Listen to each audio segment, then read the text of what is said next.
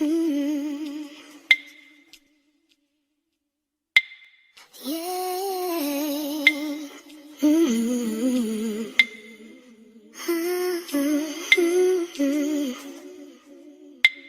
Yeah. Boy, now you make me float. Boy, you really give me high.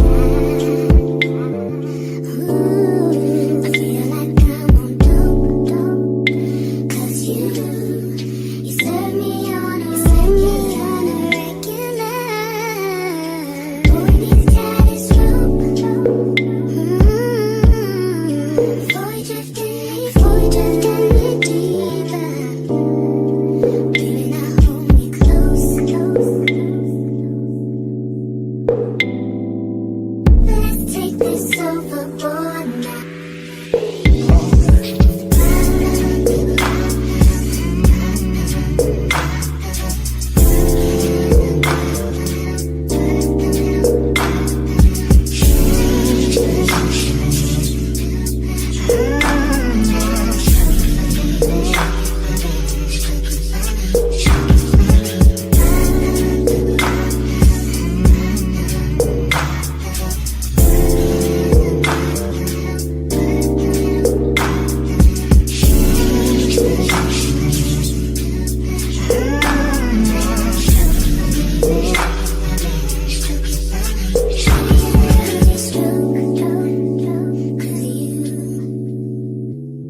Cause you go me where I'm going, yeah. Show me you get my vote. Cause I believe you know just what you're doing now. Baby, now we can close. Let's go. Let's don't get in a hurry. No, that's too slow.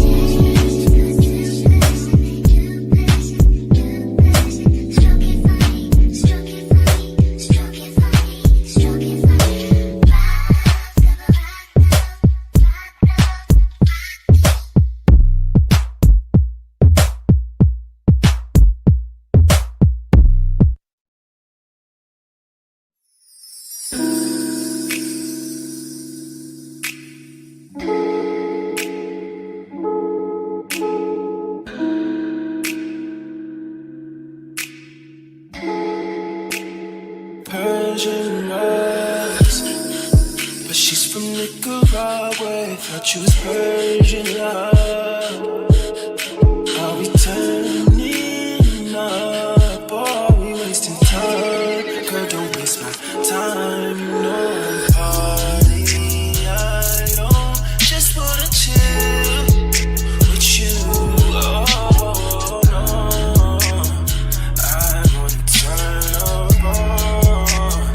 I wanna turn you on. I wanna let you. That's how these summer do.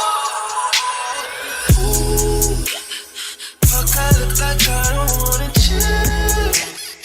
I kiss in your eyes, you feel it. Feel it, baby, can you feel it, baby? Can you feel it, baby, can you feel it, baby? Ooh, fuck, I look like I don't wanna chill. I kiss in your eyes, you feel it. Feel it, baby, can you feel it, baby? Can you feel it, baby, can you feel it, baby? Oh, feel it, baby. Can you feel it, baby? Feel it, baby. Can you feel it, baby? Oh, feel it, baby. Can you feel it, baby? Feel it, baby. Can you feel it, baby? Feel it, baby. Can you feel it, baby? Feel it, baby. Can you feel it, baby? Feel it, baby. Can you feel it, baby? Feel it, baby. No party, I don't just wanna chill with you. No, I wanna turn up on. I wanna turn you on. I wanna let you. That's how these summer do. Ooh, fuck, I look like I don't wanna chill. I kiss in your eyes, you feel it. Feel it, baby, can you feel it, baby? Can you feel it, baby, can you feel it, baby? Ooh, fuck, I look like I don't wanna chill. I kiss in your eyes, you feel it. Feel it, baby, can you feel it, baby? Can you feel it, Is baby, this can you Trey feel it, song? baby?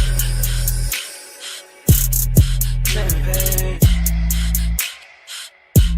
Can you feel it, baby? Feel it, baby. Can you feel it, baby?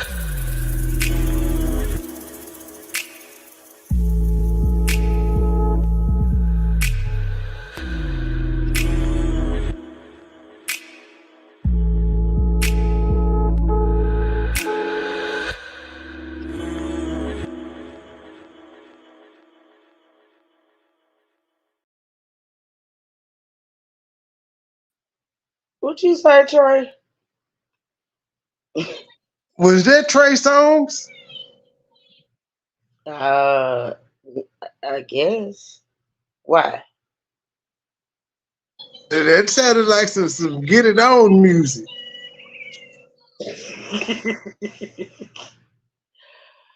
Oh Lord. Hey y'all, good morning. Good morning, y'all. Actually, let me see. Hold on a minute. Give me a second. Let me get to the chat. Let me get to the chat right quick, y'all. Um, ebooks, I'm trying to pin this link, child. My phone be tripping. I don't know if it's my phone or the actual app. I honestly don't know. But let me do this, y'all. I'm gonna play that intro one more time because I gotta get myself together. I'll be right back.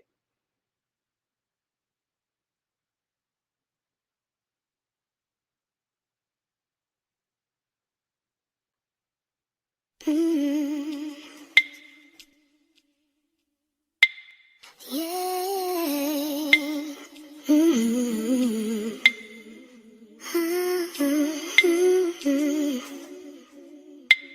Yeah.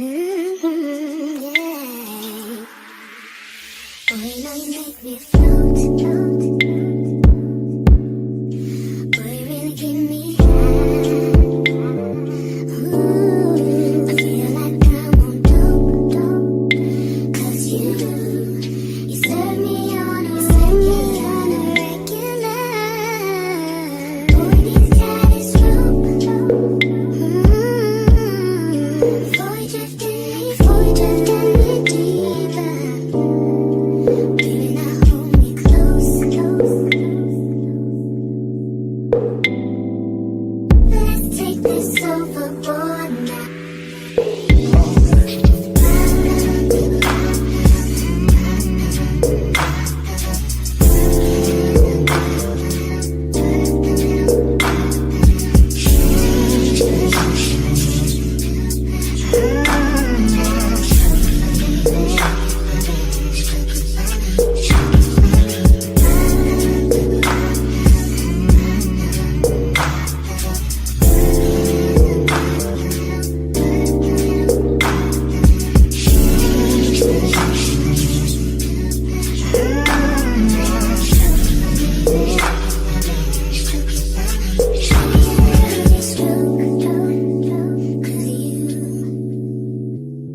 Cause you go me where I'm going, yeah. Show me you get my vote.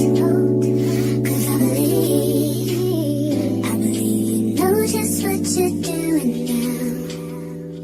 Baby, now we can coast. Let's go. Let's not get in a hurry. No, that's too slow. Go ahead and put that thing in overdrive. I want you to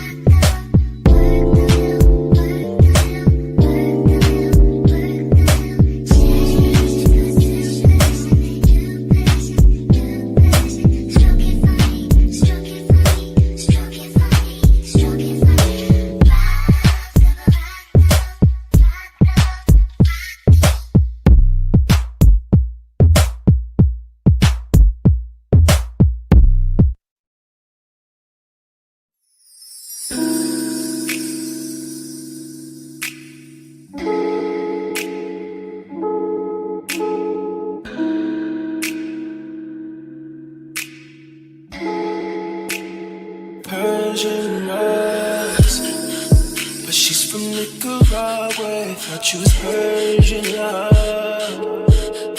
Are we turning up or are we wasting time? Girl, don't waste my time. No party, I don't just wanna chill with you.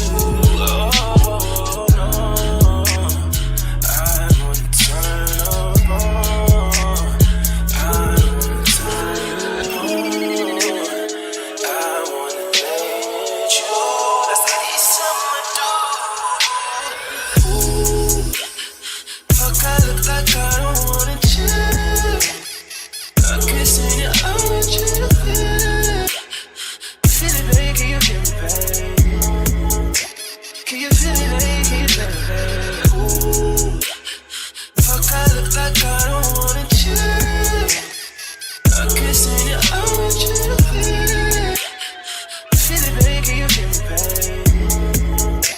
Can you feel it, baby, can you feel me, babe? Oh, feel me, babe. Can you feel me, babe? Feel me, babe. Can you feel me, babe? Oh, feel me, babe. Can you feel me, babe?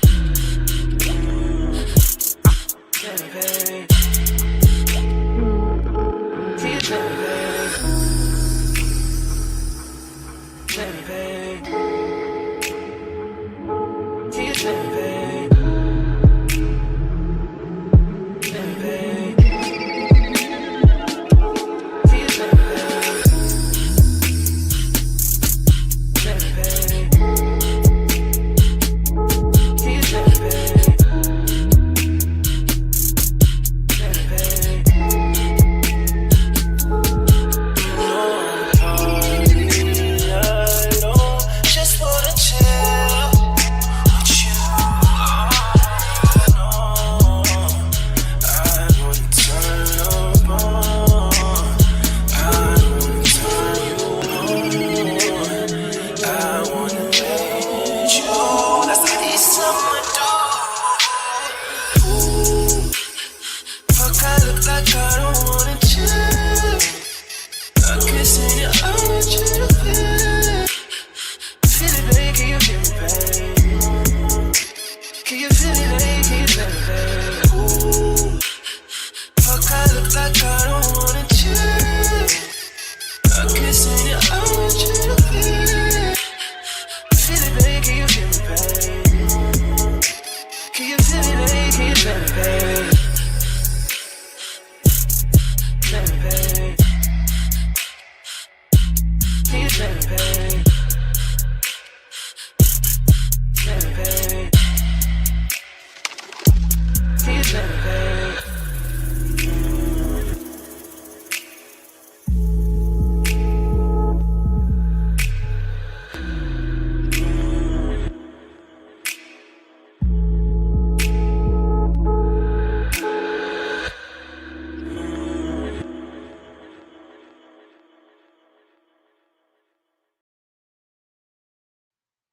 They true. I thought I sent you the link. Could have not sent it. I don't know. Hold on, y'all. Let me post this link.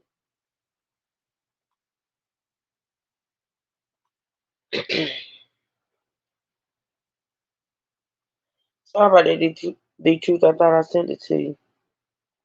Thank you, ask questions. Y'all come on in. Happy Friday. Excuse me. Happy Friday, happy Friday. Y'all hit that like button on the way in, please, and thank you. Thank you, thank you, thank you, thank you. You found it. See how y'all be making me think I'm going crazy. Um, so listen, y'all. Remember when I told y'all I was coming back to this channel? I said that I was gonna, you know, do it a little different, and I still am. But first of all, how y'all doing today? How everybody doing today? I'm sorry, I didn't even ask y'all how y'all Friday was going. Friday morning so far. Thank you, young Reyes.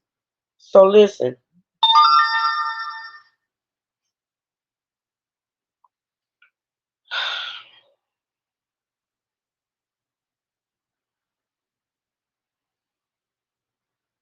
hold on, y'all. Let me see something.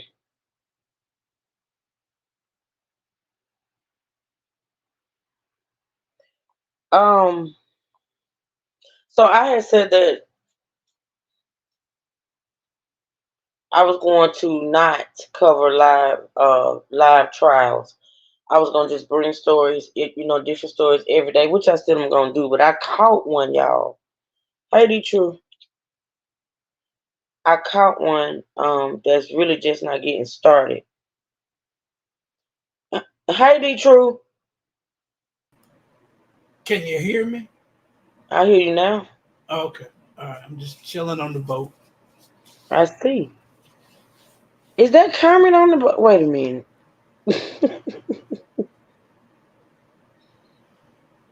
Lord have mercy. Mm. Praying for you guys. Feel better, young Riaz. Feel better. Uh, y'all see Kermit on the boat rambling. I just don't know what to do no more. I give up. I just give up. Okay, y'all. So listen. I was not gonna cover live trials. Because I always tend to catch them way after they started, and I never get to like finish.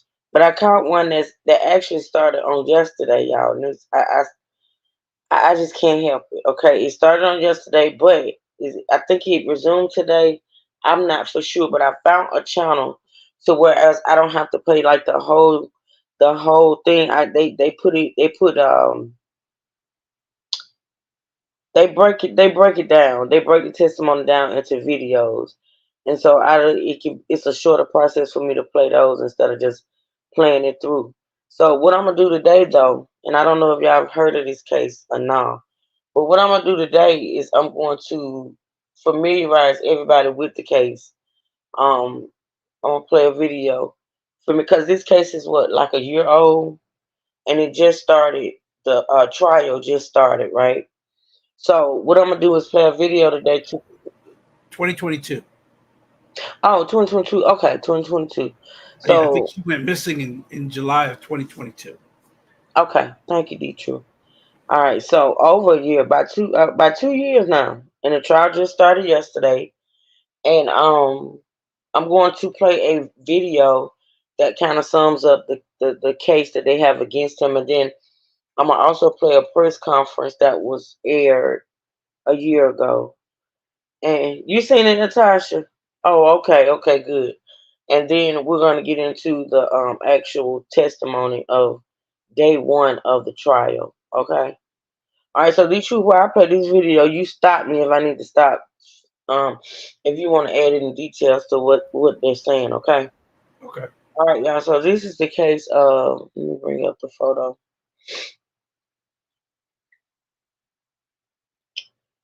All right. The case of Miles Bryant, 23.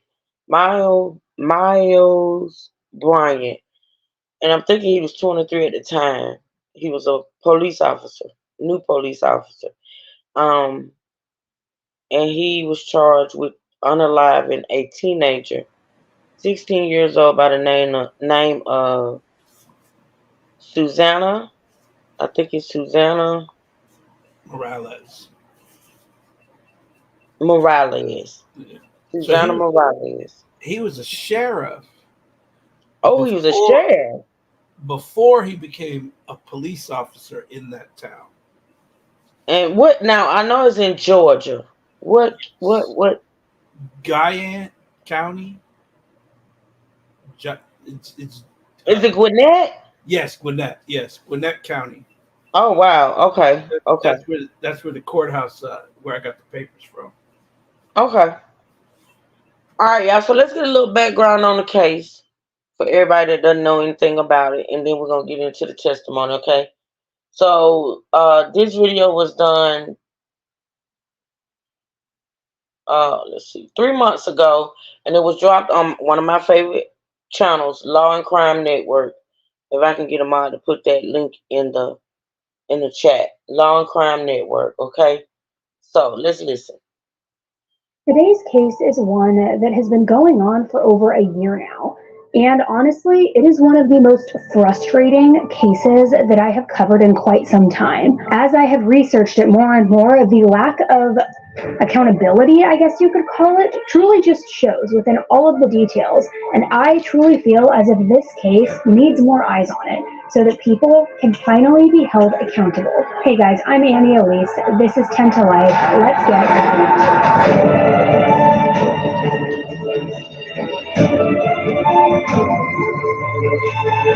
Real time, real time, real time. Let's not forget she was 16 at the time of her death. Yeah, I said it. Oh, I you said said he. it? And Yeah, he he's was, and he 23. was, I think 23 or 24 Yeah. at the time of her death. Mm-hmm. Yep.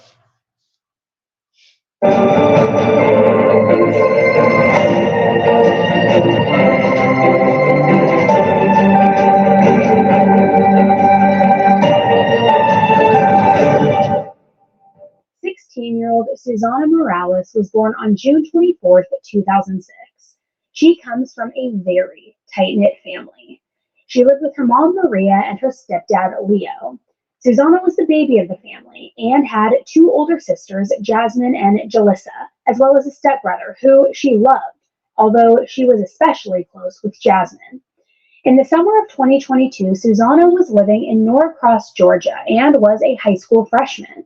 She attended Meadow Creek High School, where she was a cheerleader and was well respected by the other students that she attended school with. Susanna was loved by all who knew her because of her kind and loving personality and how she treated others. Besides that, she was incredibly talented musically. She had an incredible singing voice and enjoyed teaching herself to play both the guitar and the ukulele. So I didn't wanna fall down. Yeah, the lights and it was all for you. So don't take it. She thoroughly enjoyed spending time with all of her friends, and of course, she also enjoyed spending lots of time with her close-knit family. On July 26, 2022, at around 4 p.m., Susanna returned home after going to work with her mom for the day. Going to work with her mom was something that she would do to earn some extra money, especially since it was summertime and she didn't have to attend school.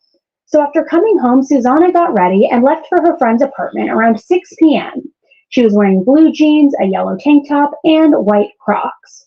Her friend lived in the Sterling Glen Apartments, which was about 0.9 miles away from where she lived with her family on Santa Ana Drive.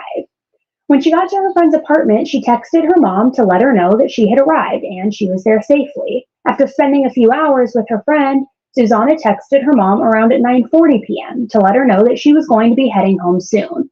So she left her friend's house around 10 p.m. and she started her walk home. But time went by and Susanna never made it home. Her mom continued waiting and calling her with no response. The next morning, when they realized that Susanna still wasn't home, her family was extremely worried. Susanna's phone was now off, which was even more concerning. She wasn't the type of teenager that wouldn't come home with no communication. Sure, she occasionally had the typical teenage snark with her family, but aside from that, she was just a good, well-rounded teenager. She kept in contact with her family whenever she would go somewhere. She also wasn't into the party scene, and she also had just possessed a very calm demeanor. She was responsible. She followed the rules. So naturally, her family became very worried about where she was when she didn't come home and when they couldn't get a hold of her. By 9 a.m., Maria was reaching out to the Gwinnett Police Department as it had been nearly 12 hours since anyone had heard from Susanna. But the police brushed off their concerns, telling them that they would need to wait 48 hours before she would be considered missing. Now, their reasoning for this was that teenage girls often go and run away with their boyfriends, or they go out and party. So despite her families pleading and trying to get the police to understand that Susanna wasn't that type of teenager, the police were essentially refusing to help until they hit that 48-hour mark. Now, what's so frustrating about that too is we know that the first 48 hours are typically the most important in a case, not only to rescue and recovery, but finding them safely, finding them at all. It is such a crucial time mark. So Susanna's family was not about to just let 36 more hours pass by and do nothing but hope that she would arrive home during that time. And with every minute, they were increasingly getting more worried, and they knew that something was out of the ordinary and that time was of the essence. So with no police help, they essentially began their own search and investigation to find Susanna and bring her home. They began passing out flyers and asking anyone if they had seen her, posting on social media and talking about her to anyone that would listen. Thankfully, one kind person stepped up and provided security footage that they had captured of Susanna walking toward her neighborhood after 10 p.m. The address where that video was captured is less than a minute from her neighborhood. So for Susanna's family, that was clear proof that she had every intention of coming home, and they took that back to the police department in hopes of finally receiving their help. But the police were still hesitant to help. For whatever reason, the case obviously didn't seem that important to them, which is absolutely ridiculous. Susanna's family seemed to have clear proof that she wasn't some rebellious teenager who was purposely avoiding coming home. So for them to blatantly disregard her family, begging for them to at least tell the public that she was missing, is infuriating. As if the surveillance video wasn't enough of a reason to be worried, phone location information was pulled.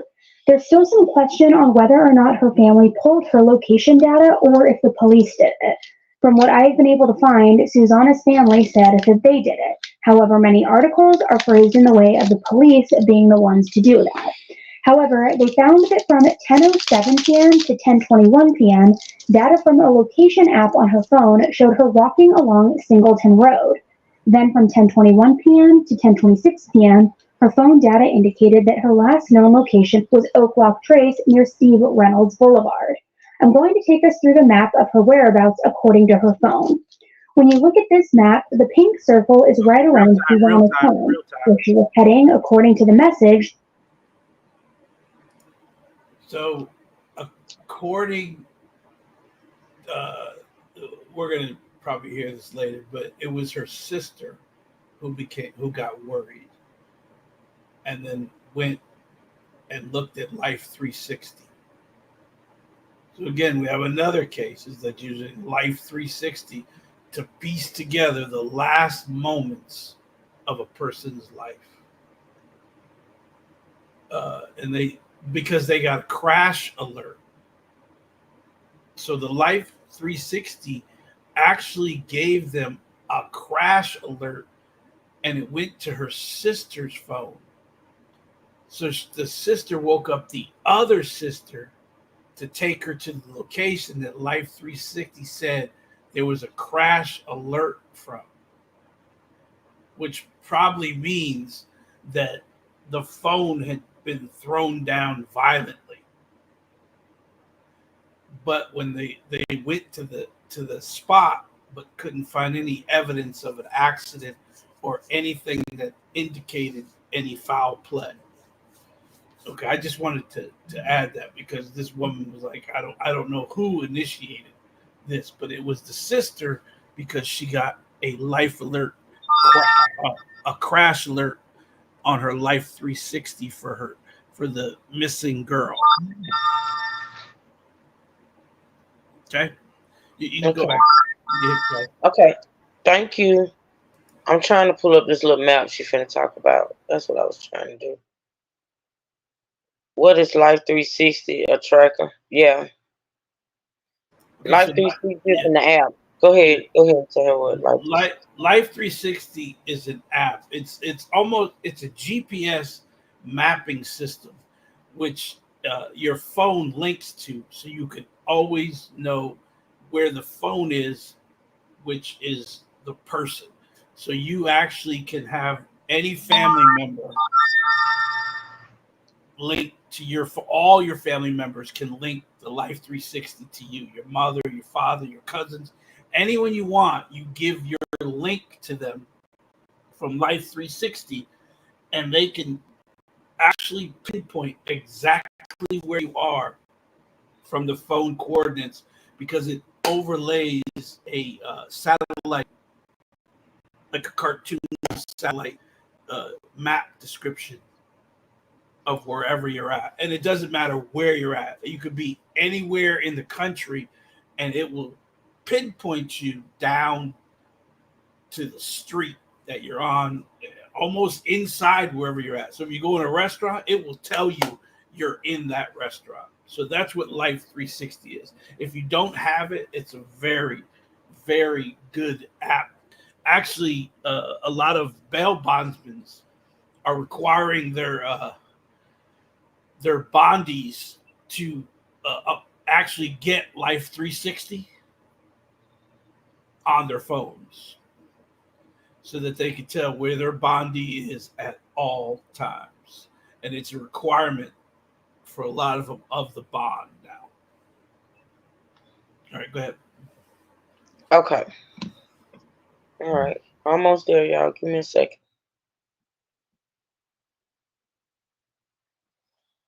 Oh, let's see.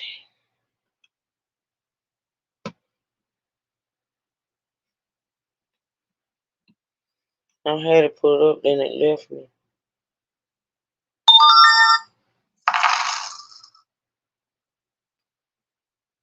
Shout out to Raina. I think it's Raina. Hold on. Thank you, Raina. I love you too, sis. Thank you for supporting the channel. Is Raina in the chat or is she in the bushes? What's today? Friday? Yeah, she don't go in until I haven't seen her. yeah, she don't go in until tonight. So she may be in the bushes, y'all. Thank you, Raina Pooh. All right, y'all. Here's the map. Let me take her down. Yeah, I'm trying to get my energy up. It's awful. I'm just this case right here. From what I was reading, is real sad. And then I hadn't been to sleep, so still not sleeping, y'all. Okay, so this is the map she's about to describe, y'all. That she had sent her mom. That red line shows around where the surveillance camera footage had captured her. The blue pin with the green circle around it is where her phone indicated that she was when it had last pinged between 10:21 p.m. and 10:26 p.m. Obviously, based on the map and the timeline, her family knew that there was no way that she had walked up to Oak Lock Trace near Steve Reynolds Boulevard. She had to have been in a car, and they also knew she wasn't walking there because she was clearly headed in the direction of home in the surveillance video, Natasha. and there was no video of her turning back around and walking the other direction. At the end of the day, I know who took the steps to pull the data isn't important, but regardless of who was the one to pull the data, the police still didn't seem concerned by what the data showed. This left Susanna's family essentially on their own, with nothing but questions and frustration as to why her disappearance didn't seem to be a priority for the police department. For the next month, Susanna's family worked tirelessly to keep her name spoken frequently in their community and to follow up on any leads. But every lead was a dead end, and the police still thought that she was just a runaway. Thankfully, they did have the help of some news stations. Telemundo Atlanta was the first one to cover the story. They began posting about Susanna starting on July 28th, and they were a huge help in getting the word out around the local Hispanic community due to their news station being a Spanish-speaking one. Her family continued posting on social media and reaching out to anyone that they thought could help. It wasn't long before TikTokers began speaking about her. Susanna's family was simply hoping that if they kept speaking out, the police would begin speaking out as well. They already had the report, but it felt like they weren't doing anything about it. Hey, Finally, Raina. on August 29th, over a month after Thank you for the support, Raina. Love you too, sis. Susanna vanished, the police released a statement about Susanna being missing. They claimed that detectives had exhausted all leads and that they needed the public's help. However, in that same statement, they said, and I quote, "While any missing juvenile is considered endangered, At this time, there is no indication that Morales is in any specific danger, and it is not believed that she is being held against her will. And it really seems like the only reason they finally acknowledged it was because they couldn't ignore it anymore. Her family wasn't going to stop looking for her, and the public pressure was only growing with each social media post, article, and interview being posted. But the police's statement was disappointing, to say the least. They seemed to be downplaying the issue, and in my opinion, a 16-year-old missing for over a month with no sort of contact and a phone continuing to go to voicemail would indicate that something far more sinister may be going on. So I really don't get why that wasn't a major red flag and that What fell. you think about that, D2? What you think about that? The problem is that if a lot of kids like run away, this is the attitude the cops have. That No, every, but see, this is the thing. The child was missing. First of all, she's 16 years old, no history of any problems. I know, taking the word of the family saying she's a good child don't hold a lot of weight. But I mean, like, a month, okay, a month. That well, the that first she's they waited 16, 48 hours and then they started looking.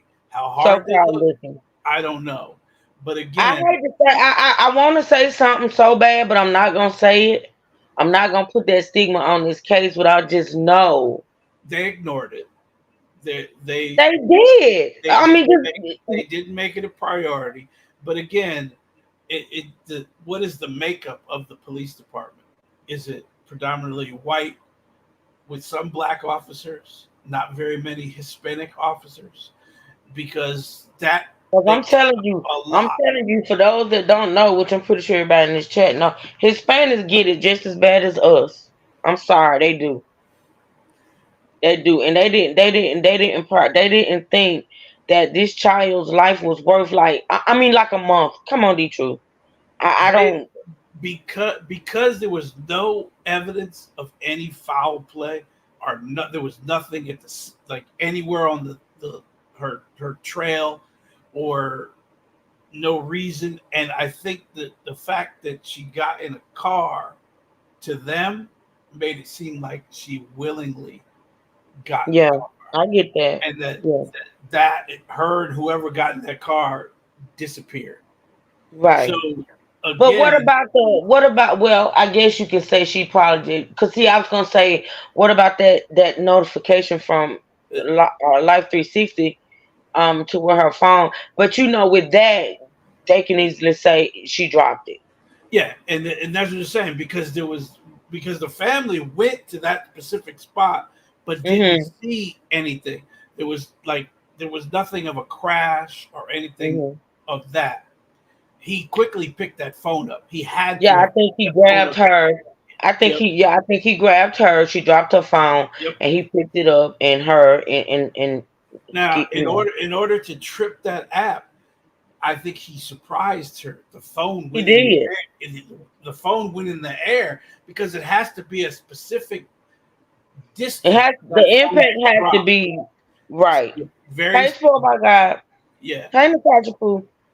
Yeah, And then he quickly picked it up, or she willingly got in the car, but she had dropped the. I don't know, but that crash, I don't that think she willingly got in the car. yeah, that I don't think. crash alert indicates that something happened at that spot that triggered that crash alert. So I'm Right. thinking he snatched her, threw her in the car. The phone hit the ground. He picked it up and got in. But again, you know, was she unconscious? What did he do?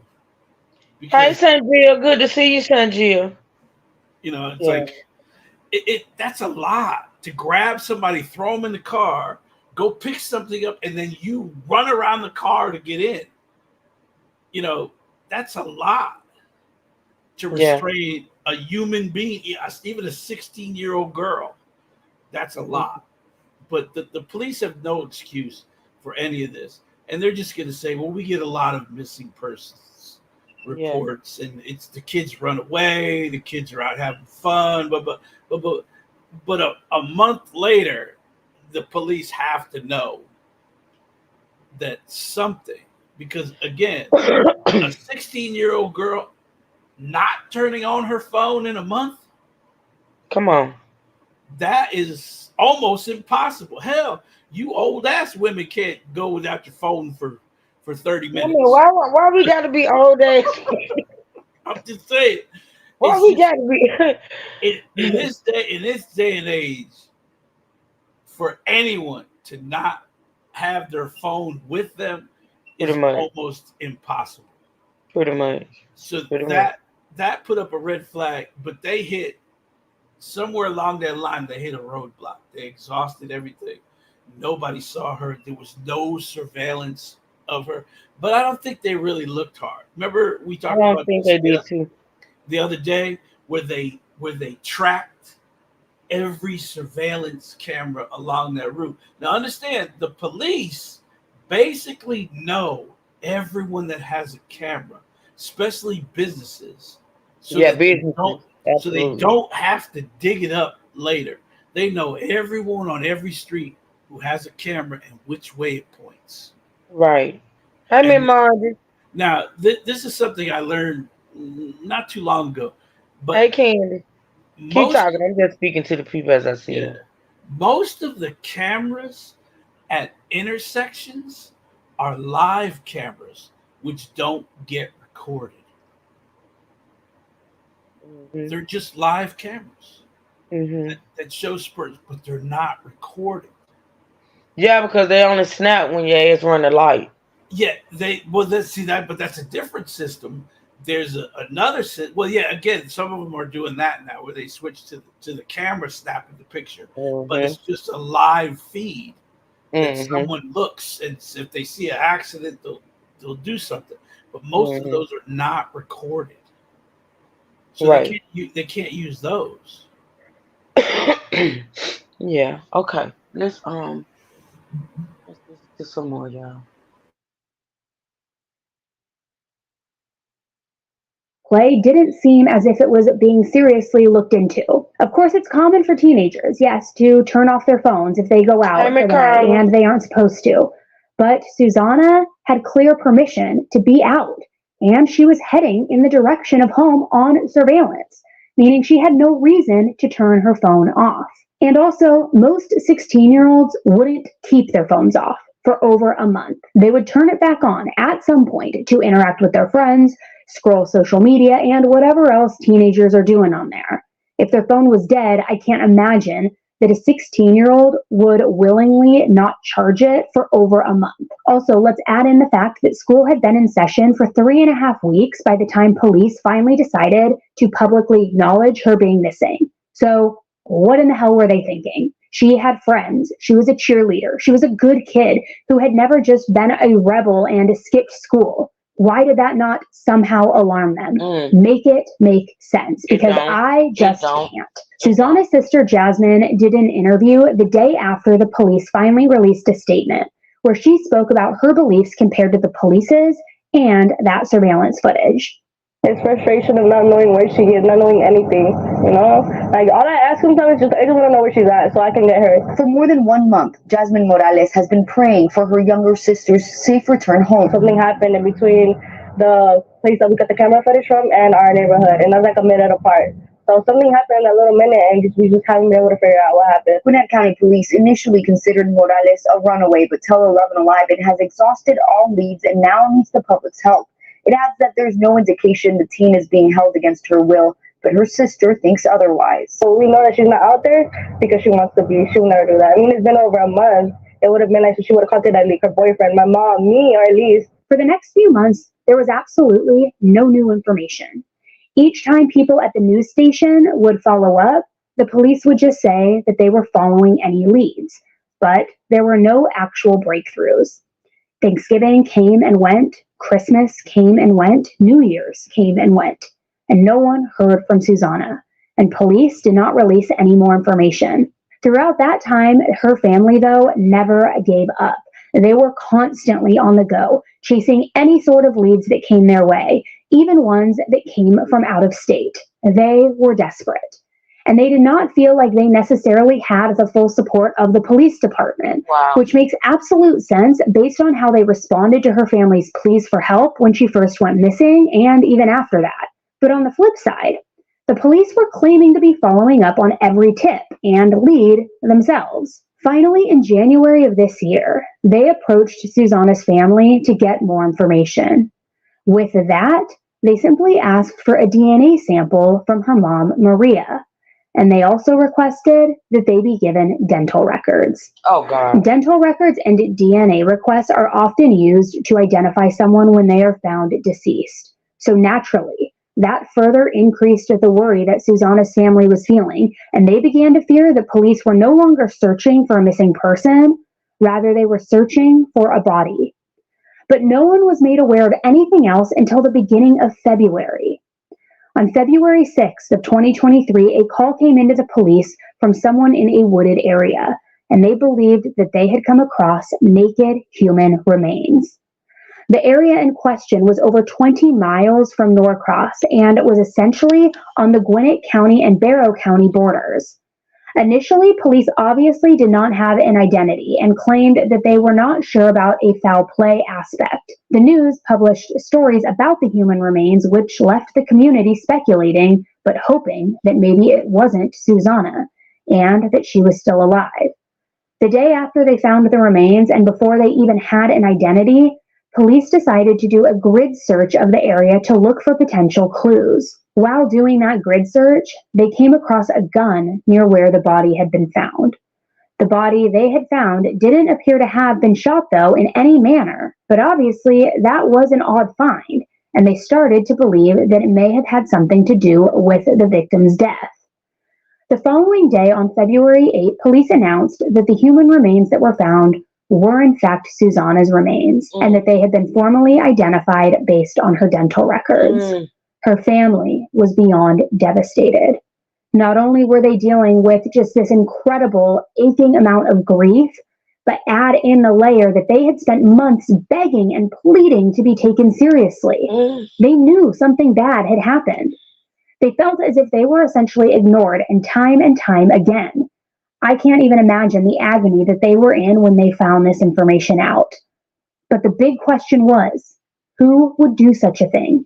Susanna didn't have any enemies that anyone knew of. She was kind, happy, she was loyal, and just a bright light. So why would anyone want to harm her? Who would harm her? Law enforcement was able to use their system and run the serial number of the gun that they had found.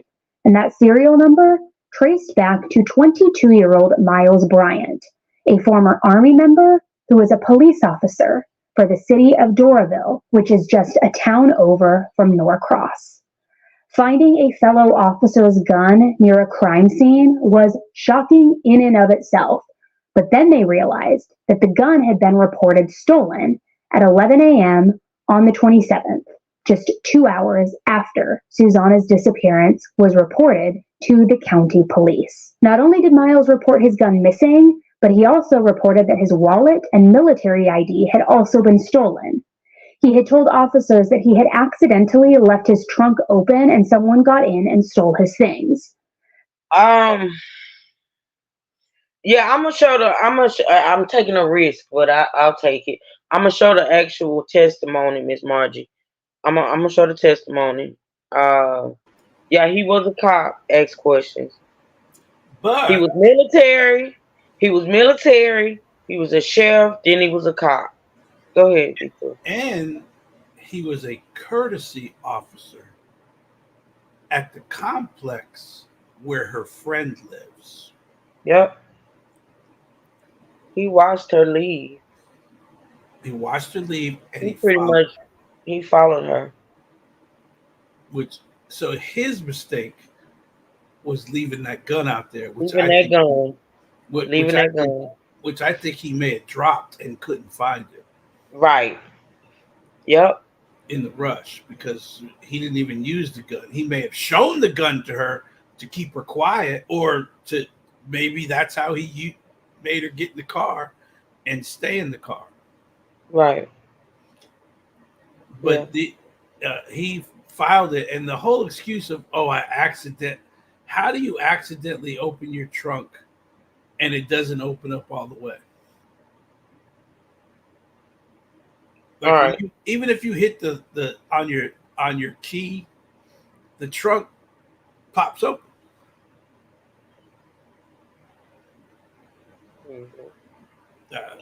I just think that's a lame excuse. Oh, absolutely. Yeah. Police quickly began working on putting together all of the information that they had gathered. Through their investigation, they found that Miles also lived at the Sterling Glen apartment complex. Now remember, the Sterling Glen complex was where Susanna's friend lived, where she had visited that He was day. a courtesy officer, the truth, and he stayed there. You know, a lot of I know here, a lot of apartment complexes have a courtesy officer that lives on the premises. Yeah, if a So cop, he lived well, on the premises. yeah, he lived there, and I guess they give him a little break because he's a cop. They do. Some of them He'll actually patrol. live for free. Some of them actually, uh, they give them a free apartment. Yep. I don't know if that works everywhere, but I know here. Now Because most of they, I had a high school friend that was a cop. He stays in one. yeah, they usually just give you a break because they know you can't patrol all the time, but you actually walk around the complex, when Yeah. you're not working or something, and they'll give you a break on your rent. Serious about what? Ask questions, boo. Serious about what? About him living at the apartment complex? Not only did Miles live there, but he was also a courtesy officer for the complex. And in a very weird, shocking twist, it was discovered that Susanna's home could even be seen from Miles' apartment.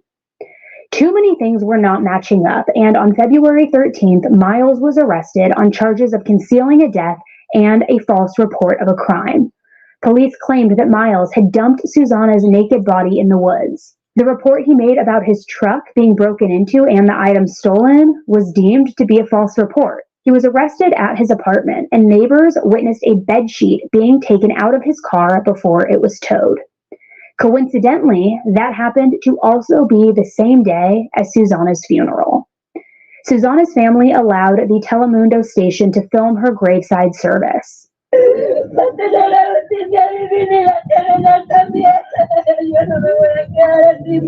Hearing Maria's cries was beyond heartbreaking. Immediately after his arrest, the city of Doraville, where Miles worked, released a statement saying the following, and I quote, "The city of Doraville was notified the afternoon of Monday, February 13th, that a now former police officer was being served felony arrest warrants by the Gwinnett Police Department in connection with the disappearance and murder of Susanna Morales. The city of Doraville and its police department are fully cooperating with the Gwinnett Police Department in its investigation of Mr. Bryant. Our prayers rest with the family and friends of Susanna Morales and everyone else affected by this tragedy." Susanna's family was in absolute shock. They had no clue who Miles was prior to this. There is no known connection between him and Susanna. After the arrest, it didn't take long for people to begin speaking about previous and recent interactions that they had experienced with Miles. The first one was from a childhood friend who spoke to Fox 5 News on February 16th. I've known him since 5th grade. We grew up together. Elisha Bates now believes her childhood friend, former Doraville police officer Miles Bryant, stalked her at her Snellville apartment last year. She believes this Ring video her neighbor gave her is Bryant, as he lurked around her door, trying her knob, wearing a hood on his head.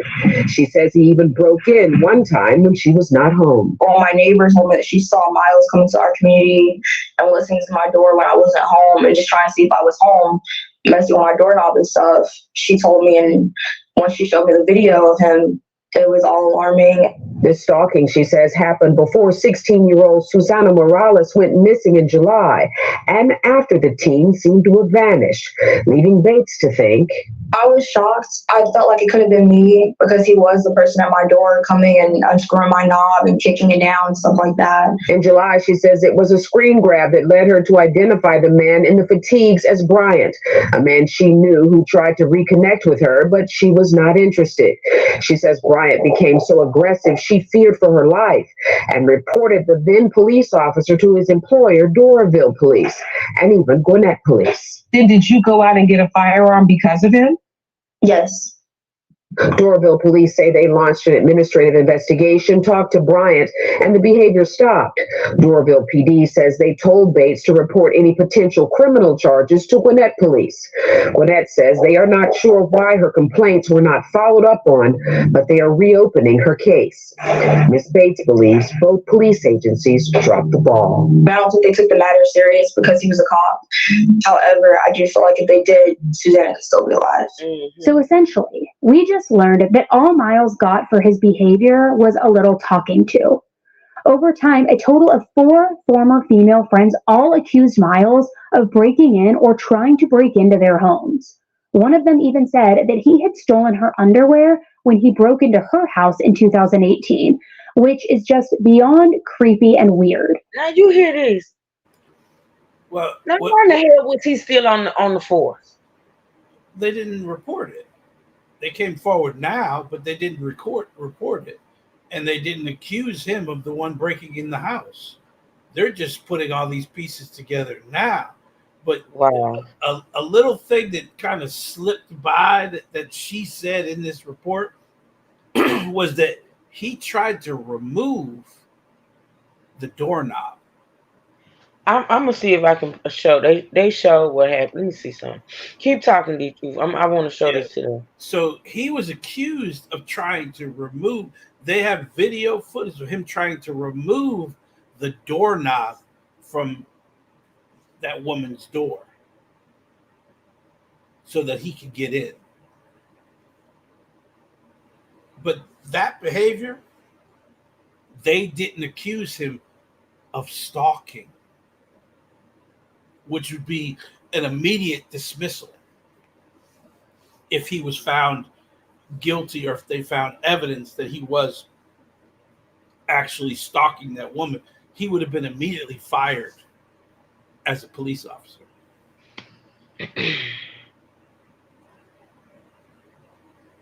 So he has prior behavior, and we're going to learn later that they did actually charge him with stalking. And I believe it's that woman that did the interview. Yeah, because they said they was gonna reopen her case. Yeah, and I believe it's the woman that they interviewed is what they're charging him for the stalking. All right. Y'all watch this portion right here. Watch how creepy this is. Y'all watch this. And I hope it plays. I pray it plays. Okay. Friend who spoke to Fox 5 News on February 16th. I've known him since 5th grade. We grew up together. Elisha Bates now believes her childhood friend, former Doraville police officer Miles Bryant, stalked her at her Snellville apartment last year. She believes this ring video her neighbor gave her is Bryant, as he lurked around her door, trying her knob, wearing a hood on his head. She says he even broke in one time when she was not home. Well, my neighbor told me that she saw Miles coming to our community and listening to my door when I wasn't home and just trying to see if I was home, messing with my doorknob and stuff. She told me, and when she showed me the video of him, it was all alarming. This stalking, she says, happened before 16-year-old Susanna Morales went missing in July, and after the teen seemed to have vanished, leaving Bates to think, I was shocked. I felt like it could have been me because he was the person at my door coming and unscrewing my knob and kicking it down and stuff like that. In July, she says it was a screen grab that led her to identify the man in the fatigues as Bryant, a man she knew who tried to reconnect with her, but she was not interested. She says Bryant became so aggressive she feared for her life and reported the then police officer to his employer, Doraville Police, and even Gwinnett Police. Then did you go out and get a firearm because of him? Yes. Doraville Police say they launched an administrative investigation talked to Bryant and the behavior stopped. Doraville PD says they told Bates to report any potential criminal charges to Gwinnett police. Gwinnett says they are not sure why her complaints were not followed up on, but they are reopening her case. Ms. Bates believes both police agencies dropped the ball. I don't think they took the matter serious because he was a cop. However, I do feel like if they did, Susanna could still be alive. So essentially, we just learned that all Miles got. Okay.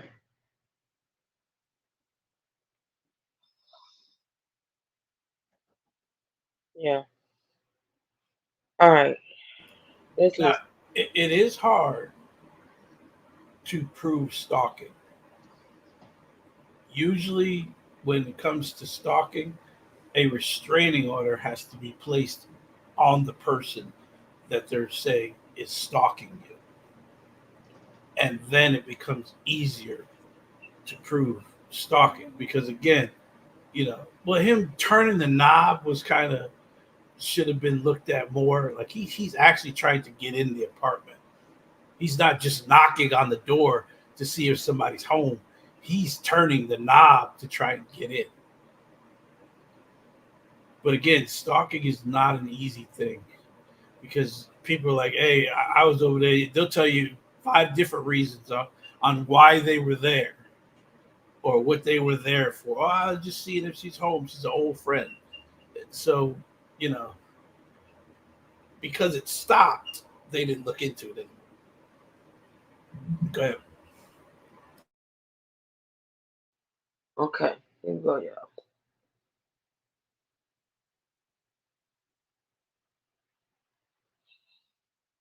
Numerous police reports were filed, but no one ever really followed up on those reports, and Miles was still allowed to be a police officer despite them. On Now, February, now this woman is saying police reports were filed. D-True.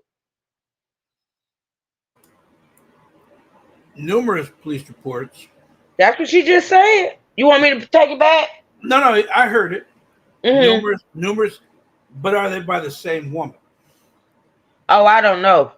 But even with that being said, though, even if it's not the same woman, it's still 4 people are filing the same type of report. I don't think it was a number. I think it was that woman. This woman. Wait a minute. See, I'm not gonna do this. A woman instead of multiple women is different. A woman files different. But D-True, even if it's just one woman continuously filing, now this is a police officer, okay? Yes, which is going to get a more lenient look than if, because again, you don't know what he's saying. I know her from school. She's just angry. Man, we fooled around a little bit. He could be saying anything, which would cause them to, oh, okay, all right. And then they talked to him, and then the behavior stopped. What is this thing doing? I am frustrated like a mother. Hold on, y'all. 22nd, the Gwinnett Police Department held a press conference where they announced that Miles was being charged with kidnapping and murder. On July 26th at approximately... Oh, wait a minute, because I want you to hear what she said. Hold on. And reported the then police officer to his employer, Doraville Police, and even Gwinnett Police. Then did you go out and get a firearm because of him? Yes. Doraville Police say they launched an administrative investigation, talked to Bryant, and the behavior stopped. Doraville PD says they told Bates to report any potential criminal charges to Gwinnett Police. Gwinnett says they are not sure why her complaints were not followed up on, but they are reopening her case. Ms. Bates believes both police agencies dropped the ball. I don't think they took the matter serious because he was a cop. However, I do feel like if they did, Susanna could still be alive. So essentially, we just learned that all Miles got for his behavior was a little talking to. Over time, a total of 4 former female friends all accused Miles of breaking in or trying to break into their homes. One of them even said that he had stolen her underwear when he broke into her house in 2018, which is just beyond creepy and weird. Real time. Okay, so she said 4 females That's what I Now, said. That's what I was telling you. this right here could become a class action suit by the Morales family and the 4 females that filed the complaints. I thought it was just the one female that they had on camera. No, I told you. She They're said 4. saying 4 females filed complaints against him, which, here's the thing though, it's one police agency talking to another police agency to investigate one of their own. That's where the ball got dropped. Now, did they refer all 4 to his police department? I don't know, but I'm just saying, right there with 4 females, and she's accusing him of breaking in her apartment and taking things. He should have been arrested and gone a long time ago. Would that have stopped him from doing something to her? I don't think so. I don't think so. But at least the effort would have been made. You just never know. You're right. You're right. But again, I think he would have did it anyway. Because what makes him go from breaking into? He probably was stalking that young lady. He probably stalked her. He ain't just do that like they were saying in the chat. I believe he saw her. He stalked more her. than once at that girl's apartment. Absolutely. He may have spoke to her. He may have saw her. He may have became interested in her. But the 4 women that accused him of doing all those things had pretty much shunned him. Is that what led up to this? I don't know. But I'm just saying, he should have been off the force a long time ago. Absolutely. Because there was a pattern of this behavior. And because it stopped with that other girl that said she went out and bought a gun, maybe that was enough for them to say, okay, all right, he stopped. I don't know. I'm just saying. Yeah. Okay. Numerous police reports were filed, but no one ever really followed up on those reports, and Miles was still allowed to be a police officer despite them. On February 22nd, the Gwinnett Police Department held a press conference where they announced that Miles was being charged with kidnapping and murder. On July 26th at approximately 6 p.m., we know that Susanna Morales left her home on Santa Ana Drive in Norcross and walked a short distance to the Sterling Glen apartment complex on Indian Trail Road. There, she met with her friend for about 4 hours, and at about 10 o'clock, she began her trek back to her house. We know that between 10 and 10:30 p.m., Susanna had an interaction with an individual and ultimately was not seen or heard from again. This case was immediately assigned to our Criminal Investigations Division, who worked diligently on this case and followed up on a number of leads and tips. However, those leads and tips did not come to fruition. We know that on February the 6th, a citizen who was walking in the area of Drowning Creek Road and Highway 316 happened upon skeletal remains. The Gwinnett County Police Department sealed that crime scene. The Gwinnett County Medical Examiner took custody of those remains, and they were positively identified as having belonged to Susanna Morales. The following morning, February 7th, we brought out a large contingency of police personnel and conducted a methodical and meticulous search known as a grid search. And during that search, we located a firearm that had been reported stolen on July 27th. This is the same day that Susanna was reported missing. That firearm we traced back to a 22-year-old former Doraville police officer named Miles Bryant. Bryant then became a person of interest in our case. We continued investigating, and on February 13th, we secured warrants for concealing the death of another. Since that time, our criminal investigators have been working on this case continuously, and we have reached a threshold to where these charges have now been upgraded to felony murder and kidnapping charges.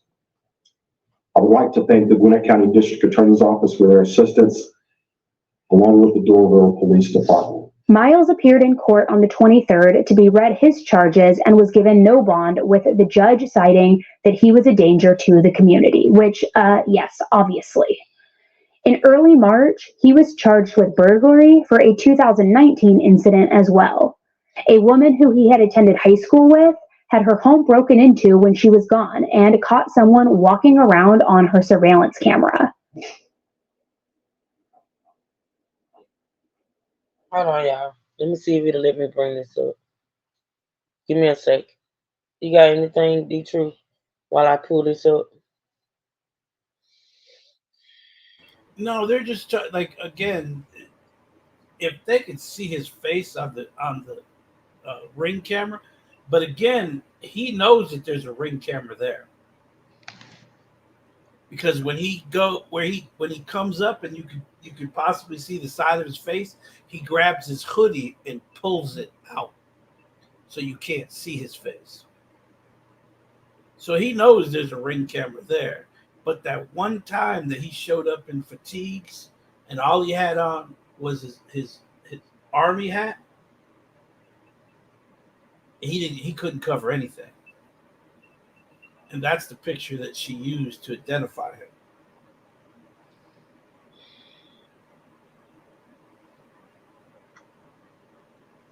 All right, y'all. Let's see if it'll play this for me.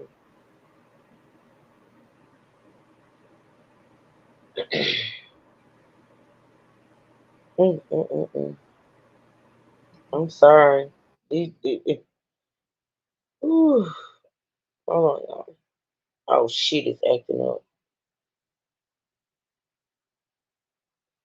Let's see. Y'all give me a minute.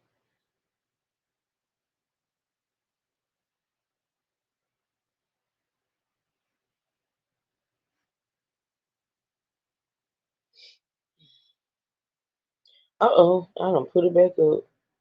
Hold on, y'all.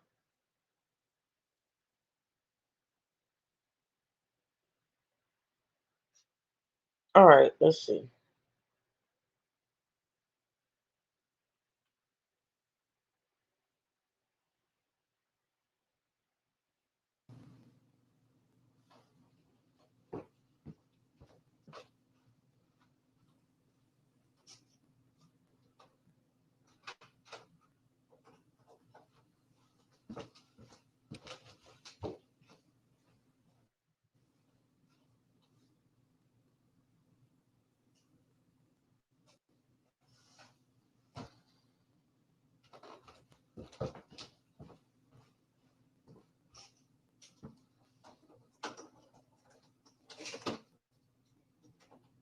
She reported it to the police. Now They eventually imagine coming home, right? And looking at your camera and you see this dude just walking around your apartment. Did y'all see that?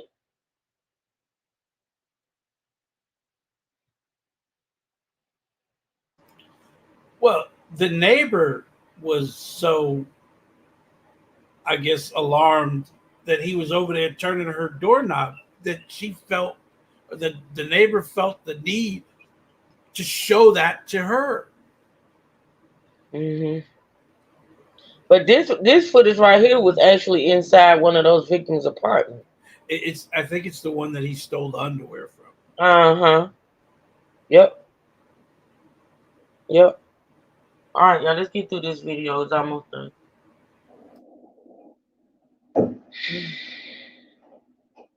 He's sick. I'm sorry.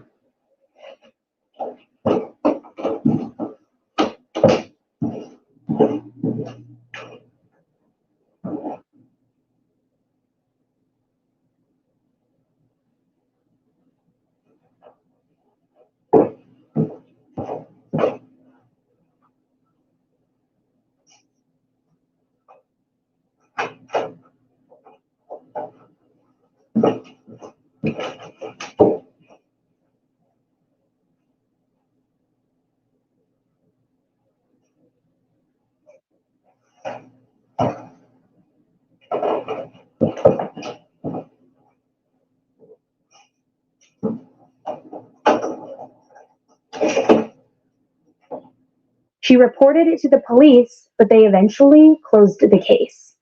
After Miles was arrested for his crimes against Susanna and she saw him, she was confident that he was the one who broke into her home, and she went back to the police and told them. She also let them know that she had never given him her address. There ended up being enough evidence to charge him. On May 1st, he returned back to court. And this time, he was asking for a bond reduction. The prosecution was well prepared with their argument, though. Good morning, Dr. Miles, Bryant. How you doing, ma'am? Okay. Is that a yes? Yes, ma'am. Okay, that's okay. As Bryant entered the courtroom handcuffed with his waist shackled, one of his family members broke down in tears and walked out of the courtroom. The prosecution then described incidents of Bryant using his position of power as a Doraville police officer to commit, quote, sexually deviant acts, including breaking into women's homes and stealing their underwear, and on one occasion accessing a woman's phone to steal sexual videos. While he was on duty and in uniform, asked her to utilize her cell phone because he needed to log into his bank. And instead of doing so, he accessed her videos and sent himself videos of conducting sexual activity on her phone. While Miles... Did you hear that, D-Truth? Thank you, Venus. Thank you, baby. I appreciate you. How do you know they were there? I don't, D-Truth, don't start asking me these questions I don't know. But did you hear that? Yes. Did you hear what he did? He had to have that phone for a good couple of minutes to do all that. Come on. Who this is, y'all? D-Truth. He done got the woman's phone. Talking about logging it, but see, that's why you don't let nobody use your phone. I don't do that. Was she standing there? And she did not. That's why when there you go. Use there your you phone, go. There you go. You look. First off, if somebody want to dial something, you say, "Give me the number." Right. Because if they want to use your phone, they could be calling their phone to get your number. To put your number, right? So thank you, Venus. You say, "Okay, you know what? Here, what's the number? I'll dial it for you." Mm-hmm. And make sure it ain't going to their phone. That's why you don't let strangers use your phone to begin with. This dude, he got D-Truth. Again, he was. I believe he was in a police uniform. That uniform. If he's in a police uniform, people are more apt to do things. But if you're in a police uniform, where's your phone? And you got a computer in your police car. Miss Margie, I'm sure they did, but the only thing prior to came up was he was ex-military. See, that's what most police officers are ex-military. A lot of them are. Well, a lot. If you're ex-military and you were military police in the military, you don't have to do a lot of things that say just a man trying to enter the police department. You already have the credentials, so you just may need a few courses at college to get you in the door. Because remember, he's only 22 years old. Mm-hmm. So how long was he in the military? So he joined at 18. He had to just left the military, or he was still in the military. I believe he was in the reserve, which I can find out. But I'm just saying, I believe he was in the reserve because he was still wearing fatigues. He sure was. Hey, Miss Rosie, happy Friday. Happy Friday, Miss Rosie. Mm-hmm. And walking around. Had those fatigues. Mm-hmm. And the fact that he was 22 tells me he looked young. He looked creepy because we know what he did, but he looked young. Like he young looking. Yeah. So being 22, he could have only been in the military for 4 years. 4 years. Yeah, he probably did 4 years and come right and got but out. I believe he was in the reserve because many police officers are also in the reserve or the National Guard. Many police officers switch from active duty to reserve so they can get that extra paycheck for going to duties that one weekend a month and two weeks a year. and they get a pretty good paycheck for that, depending on your rank. So he may have been in the reserve because he looked like he was still walking around, had his hair kind of short, but that may be, that may be from jail, that picture, or his mugshot. That's his mugshot, be true. Yeah. So he may have not been on maneuvers, because maneuvers, you better not show up on my maneuvers with a beard and some long hair. I'm a cut your hair for you. I got clippers and they got one blade, and you can rest assured you're gonna look like a chemotherapy patient when I'm done with you. I'm gonna shave that shit all the way off, and it ain't gonna look pretty. Oh Lord. Okay, here you go. Ernie tried to argue why he should be allowed a reduced bond. The judge denied the request and made it clear that he would be staying in jail. The police believed that Susanna was killed sometime between 10 p.m. on the 26th and 2 a.m. on the 27th. Unfortunately, going off of that timeline means that by the time Susanna's family went to the police, she had already been murdered. But sadly enough, to this day, they still do not know how she was murdered, leaving her family to question what exactly happened to Susanna.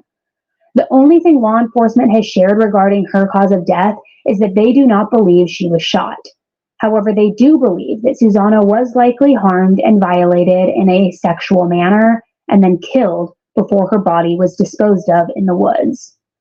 While the timeline shows the police department likely could not have stopped the murder of Susanna, there is no doubt that the police seemingly dropped the ball on this case, and she could have possibly been found a lot sooner had her disappearance been taken seriously. Police enforced their own 48-hour rule with Susanna's case, and according to Title 35 of the Georgia Code, that is prohibited. The code states, and I quote, "No law enforcement agency shall implement a policy or practice which mandates a minimum waiting period before initiating a missing person report with such agency, provided, however, that it shall remain within the discretion of the law enforcement agency to determine what action, if any, is required in response to such a report." So that essentially means that the police department was wrong to refuse to make a report until the 48-hour mark. As if that isn't bad enough, I truly believe that there is no reason it should have taken Gwinnett police a month to publicly speak on the disappearance of Susanna. We all know that teenagers often run away, but Susanna's family had all the evidence to prove that running away was completely out of character for her and not something that she would have ever done. The surveillance footage showed she also was heading toward her home. The fact that her phone pinged in the opposite direction without her ever being seen on surveillance for a second time should have been concerning enough. The fact that she missed 3.5 weeks of school and her phone was never turned on should have been concerning enough for them to look into foul play and do actual searches. And aside from the Gwinnett Police Department, Susanna's family also holds the Doraville Police Department responsible for how they handled their hiring process. Their family attorney recently spoke to 11 Alive News regarding the issues. The family's attorney, Alex Northover, says Doraville police failed to take corrective action ahead of time. There were multiple indications that this individual presented a danger. Here comes the lawsuit. That right there, because this is the thing. They absolutely have the right, because there was this previous behavior that they ignored. They ignored it. The family and those 4 women who could say my life was in danger the entire time and you did nothing. Could file a lawsuit against the city and that police department right now. And I believe if they retained a lawyer, there's going to be a lawsuit. Absolutely. As soon as he is convicted. You don't get a lawyer just to say you got a damn lawyer. Yeah, but here's the thing. They can't move on the lawsuit until he is convicted. How is that? Because it has to be proven that he is That's not true of the crime. Well, I've known a lot of civil cases where, listen, D. True. I've heard civil cases that were won and the person was found not guilty on the criminal side. Well, because it takes less on the civil side to prove something. Exactly. What I'm saying is, So they can actually file that suit before he's found guilty. Yeah, but if they file it after his conviction, it's a slam dunk. Well, they don't always wait. I know that because I haven't seen trial. Well, again, it don't take it. Like I said, in the civil case, you don't. It's no reasonable doubt. It's you're going to present your case, and it's up to a jury to believe your findings. But I think as soon as he gets convicted, it's a slam dunk. They're going to settle immediately. Now, the 4 women can bring that case right now if they wanted to, because they surely did not, follow up on their cases. But him, if he's found innocent, you still have to prove that it was him that killed her. That's not hard in civil. Yeah, but in civil, you still got to prove that it was him. Yeah, you have to. I'm telling. I know this. I know you have to prove it's him, but it's not as difficult to prove. No, it's not, because again, the burden of proof is on you, though. See what I'm saying? Like with the OJ case, he was found. They acquitted him, right? But the burden of proof was on the Brown and the Goldman family to prove that OJ did it.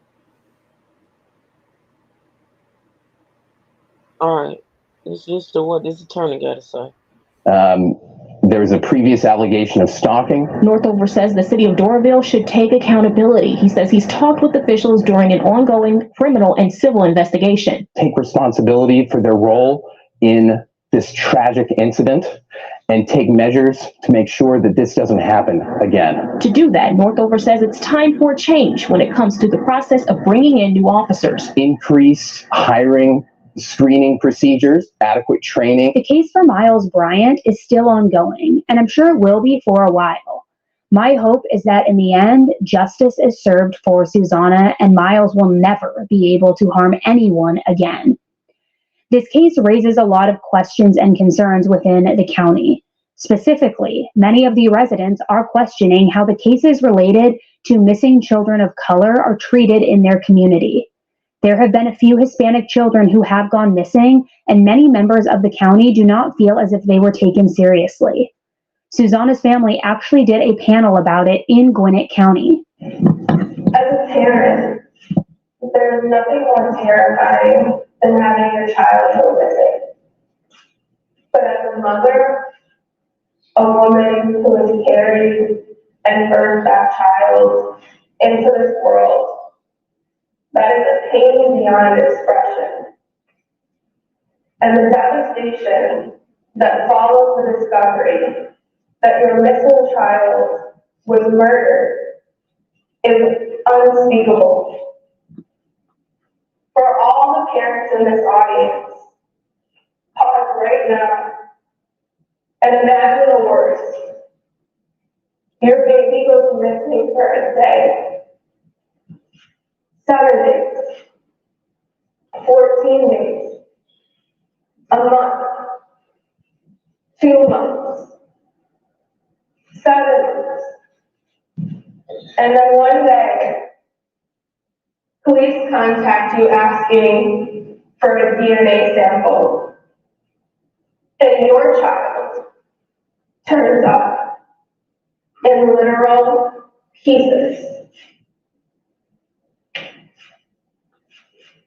That's what this mother and sister went through. The family of Susanna Morales. We're here today because there has never been a just America. There has never been equality and justice for all. And there has been no life, liberty, and pursuit of happiness for this family. And it's not just Gwinnett County. In Washington, D.C., there are still dozens of unsolved missing cases related to Black and brown girls under the age of 21. families like Susanna's come to America for the very thing that we just can't seem to offer: peace and safety. There is nothing natural about a parent losing a child, but for a parent to have to bypass that grief in order to have the stamina to fight for justice for that child, that is an unconscionable act. And yet, that's exactly the new reality for Maria Brand and Jasmine Morales. I'm curious to hear your guys' thoughts on this case too. Do you believe that the police dropped the ball? Do you believe that they should have gone public about Susanna's case sooner? Do you think that they didn't follow up on the previous stalking claims because he was an officer and therefore his behavior was just overlooked? And do you think that the kidnapping and murder of Susanna was planned, or was it a crime of opportunity? Let me know your thoughts in the comment section below. This case, like I said, just infuriated me the way it was handled. Although I am happy that Susanna's family was able to finally recover her, was able to grieve, and was able to start the process of getting whatever type of closure they would be able to get. I'm going to be following this case and I will provide updates later regarding Miles, so make sure to check back if you haven't subscribed to the channel already. All right, so that's it for that. I wanted to listen to this. They played some of it, but I don't think they played all of it. The press conference that was held. Give me a second. Let me pull it up. I think they could sue them just on the mishandling of the case. Absolutely. They're not looking for her. Could they have prevented the death? And that's one of the things that the civil suit will bring out. Did the city have enough to prevent the death? Which that right there, if they could prove that the city could have prevented the death, that's a lot more money than if they just mishandled the case. But again, the mental anguish and the pain of the family not knowing for an entire month is going to weigh in on how much money. In 7 months. Yeah, 7 months. 7 months. 7 months she was gone. 7 months that not knowing. That right there of the mental anguish of, every time the doorbell rings or you're walking down the street,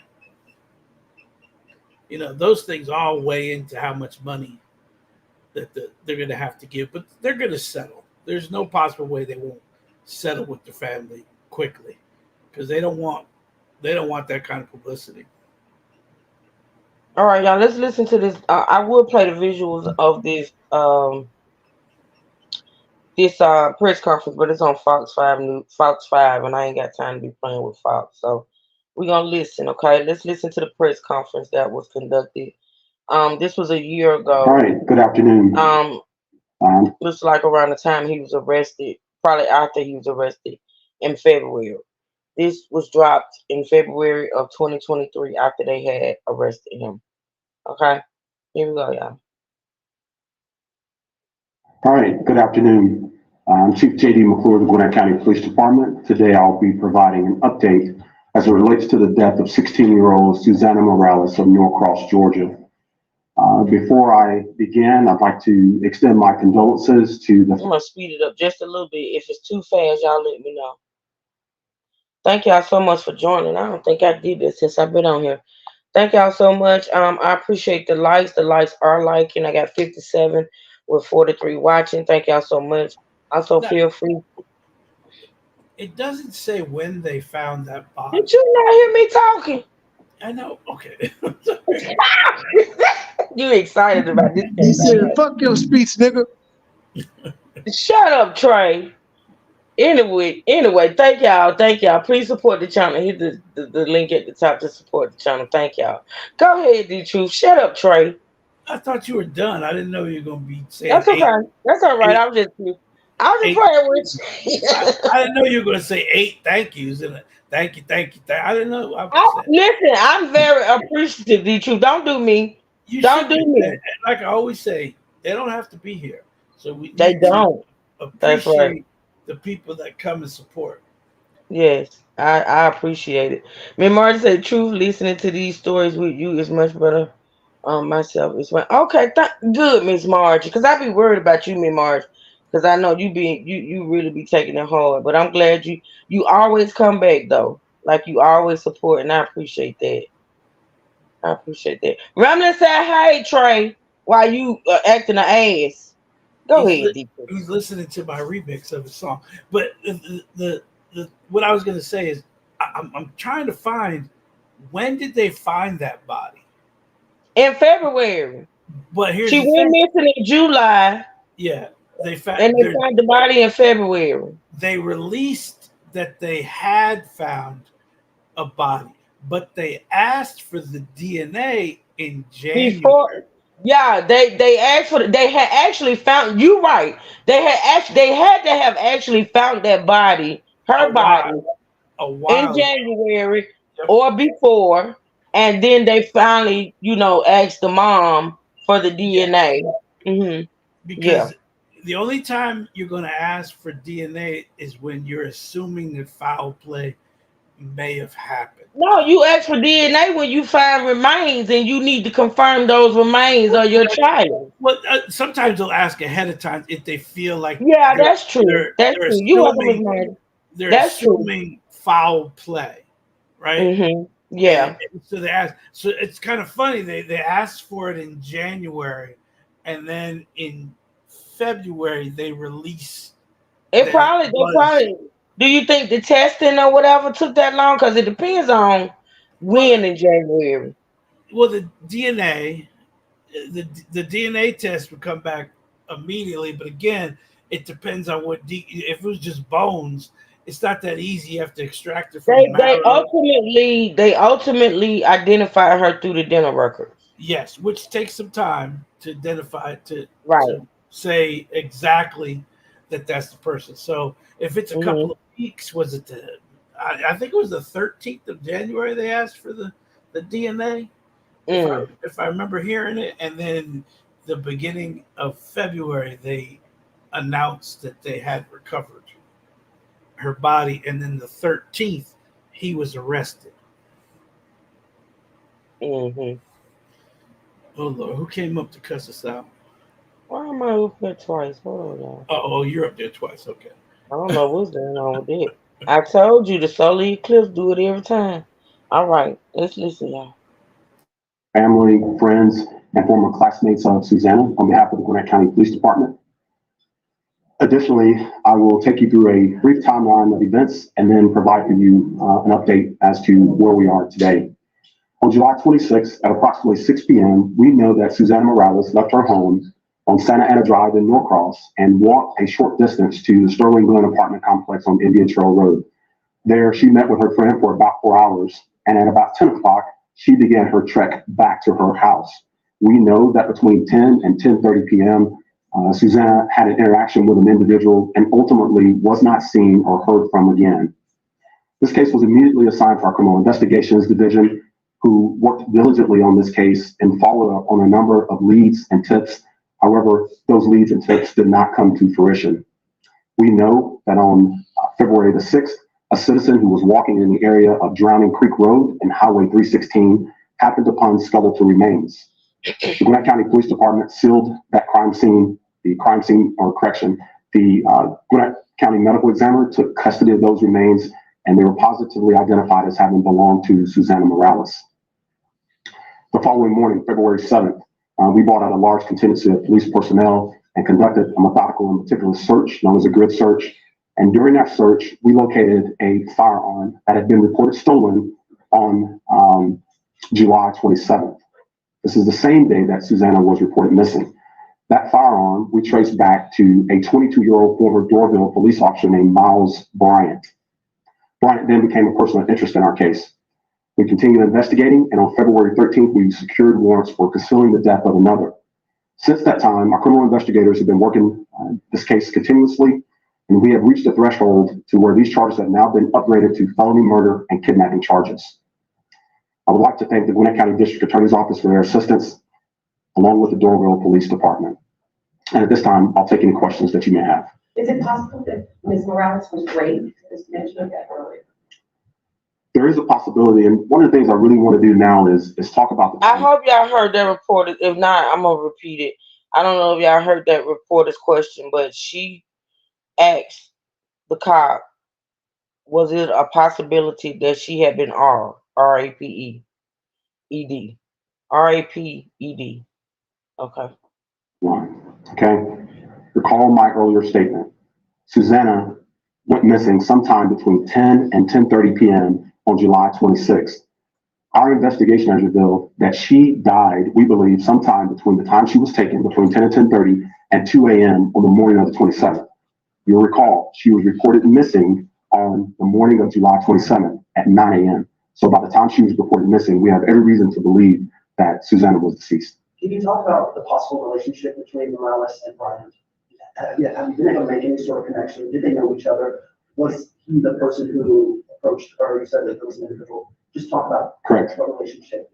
Right. So again, we know that Susanna visited her friend at Sterling Glen apartment complex where Bryant served as the courtesy officer. We have looked at the idea or if there was some type of knowledge or relationship, but so far we have not made that connection. So we do not know if she knew or was familiar with Bryant in any capacity. So are there video cameras there?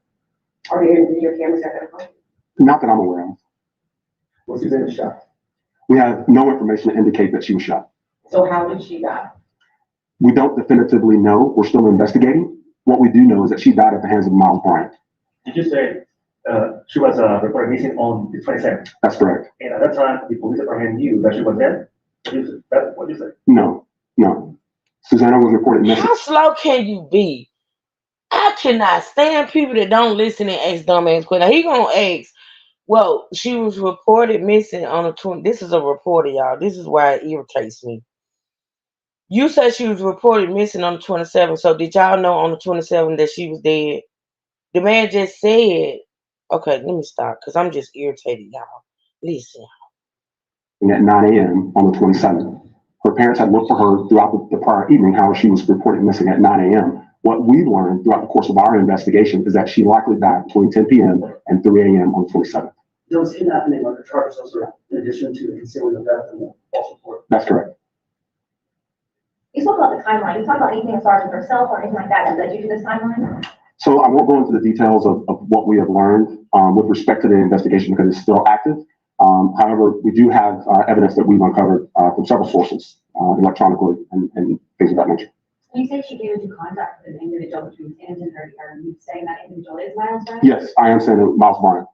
Yeah, you were saying Bryant, she went to visit a friend at the place where Bryant lived. Correct. Did anyone see the two of them together? We have no information that those two were saw together. Again, using our investigative skills, we placed the two of them together.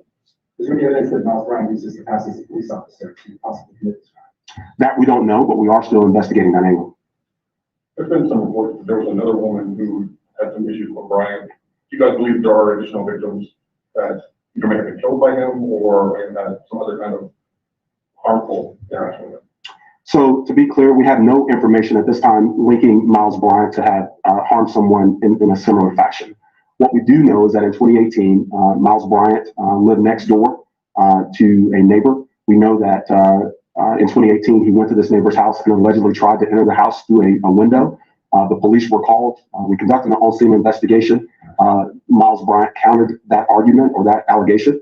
The homeowner in that case did not wish to prosecute. And so that case ultimately was resolved. There is a 2022 case, December of 2022, in which Miles Bryant visited the home of an acquaintance. We believe that he may have tried to enter a residence, and we're conducting an investigation on that case. We do believe that warrants are forthcoming. Those 2018 and 22 cases, were they the same apartment complex where you lived? No, they were not. I'm sorry, go ahead, ma'am. We received a press release on the 31st asking for, or pretty much offering a reward for any information on Morales.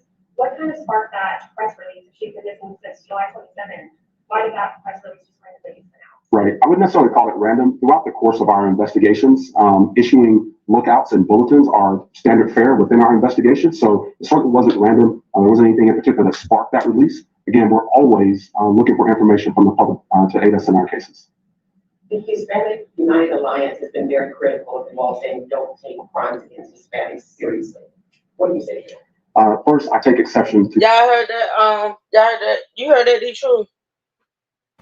No, I couldn't make out. I heard her say something about the police department, but I couldn't make out what she said. He was saying that it was a non. It is the community or whatever feels as though the police department does not take crimes against Hispanics seriously. Yeah, they protested that out in front of the police department periodically throughout the search for her. There was many protests by the Hispanic community in that area in front of that police department. They showed plenty of them with the signs, and again, I said a lot of times, if there's a lot of kids that run away in that area, the police ain't gonna take it that serious. It ain't got to be them running away. It ain't even got to be that. Well, It's just again, they what I'm don't. saying They is, just don't. what I'm They saying, just don't. but what I'm saying about running away is, if you have an area and the kids do run away, they come back, and then you have to go and tell the police, okay, she's back. First of all, the truth. Let me say this.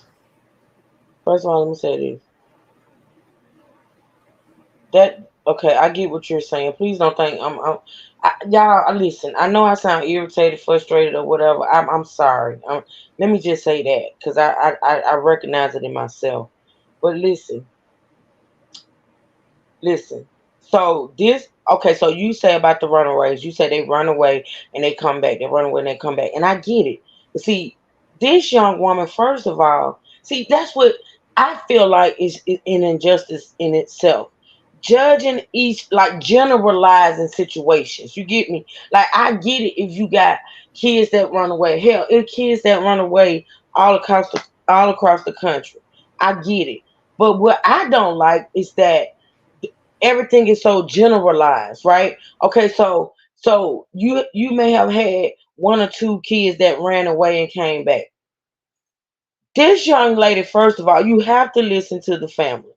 Normally, so I say normally, like normally when the police are called about a teen that's missing, if there's a pattern or if there's a history of that teen running away, I would think that the parents will let the cops know. If that teen was a troubled teen, I would think that the parents or the family will let the cops know. Because see, the more you tell the cops, right, the more information they have, the better off the investigation goes. This family was pleading, begging, and crying, and damn near shedding blood, letting this police department know that this particular teen, she did not have that history. She did not have that history, right? And then two, like how do you surmise this after a month, right?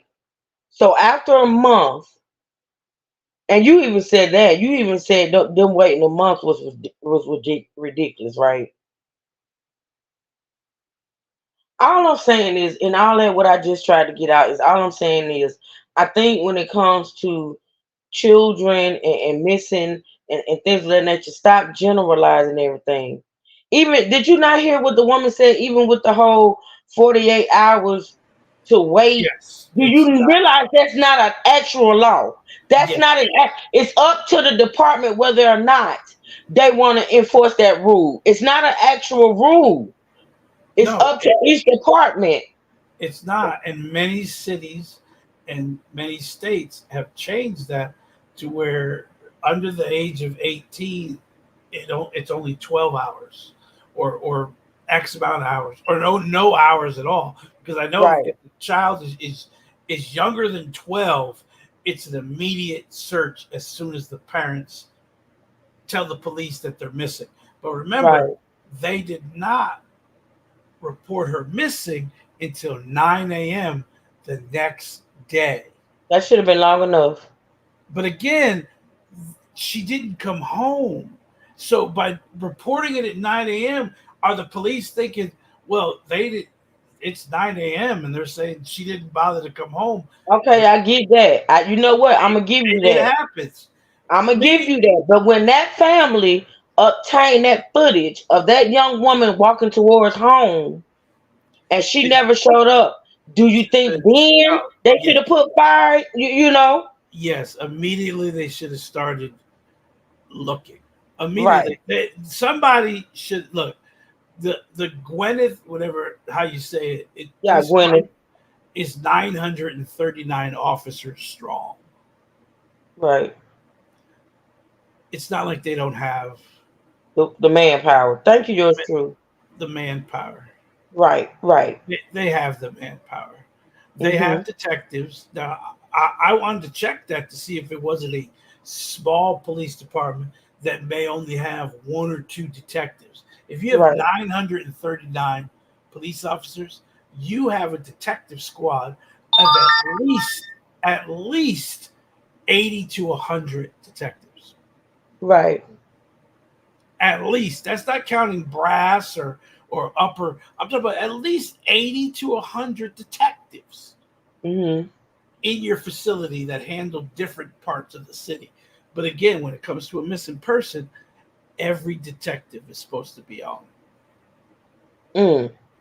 Everyone. Especially when it's a child. Yes. And I have to reiterate and acknowledge that they are saying this is what they're saying, and all we can go by is what they're saying and how they determine this stuff. But they said that they believe between the time of 10 or 10:30 when she was taken, she passed away between that time and 3 a.m.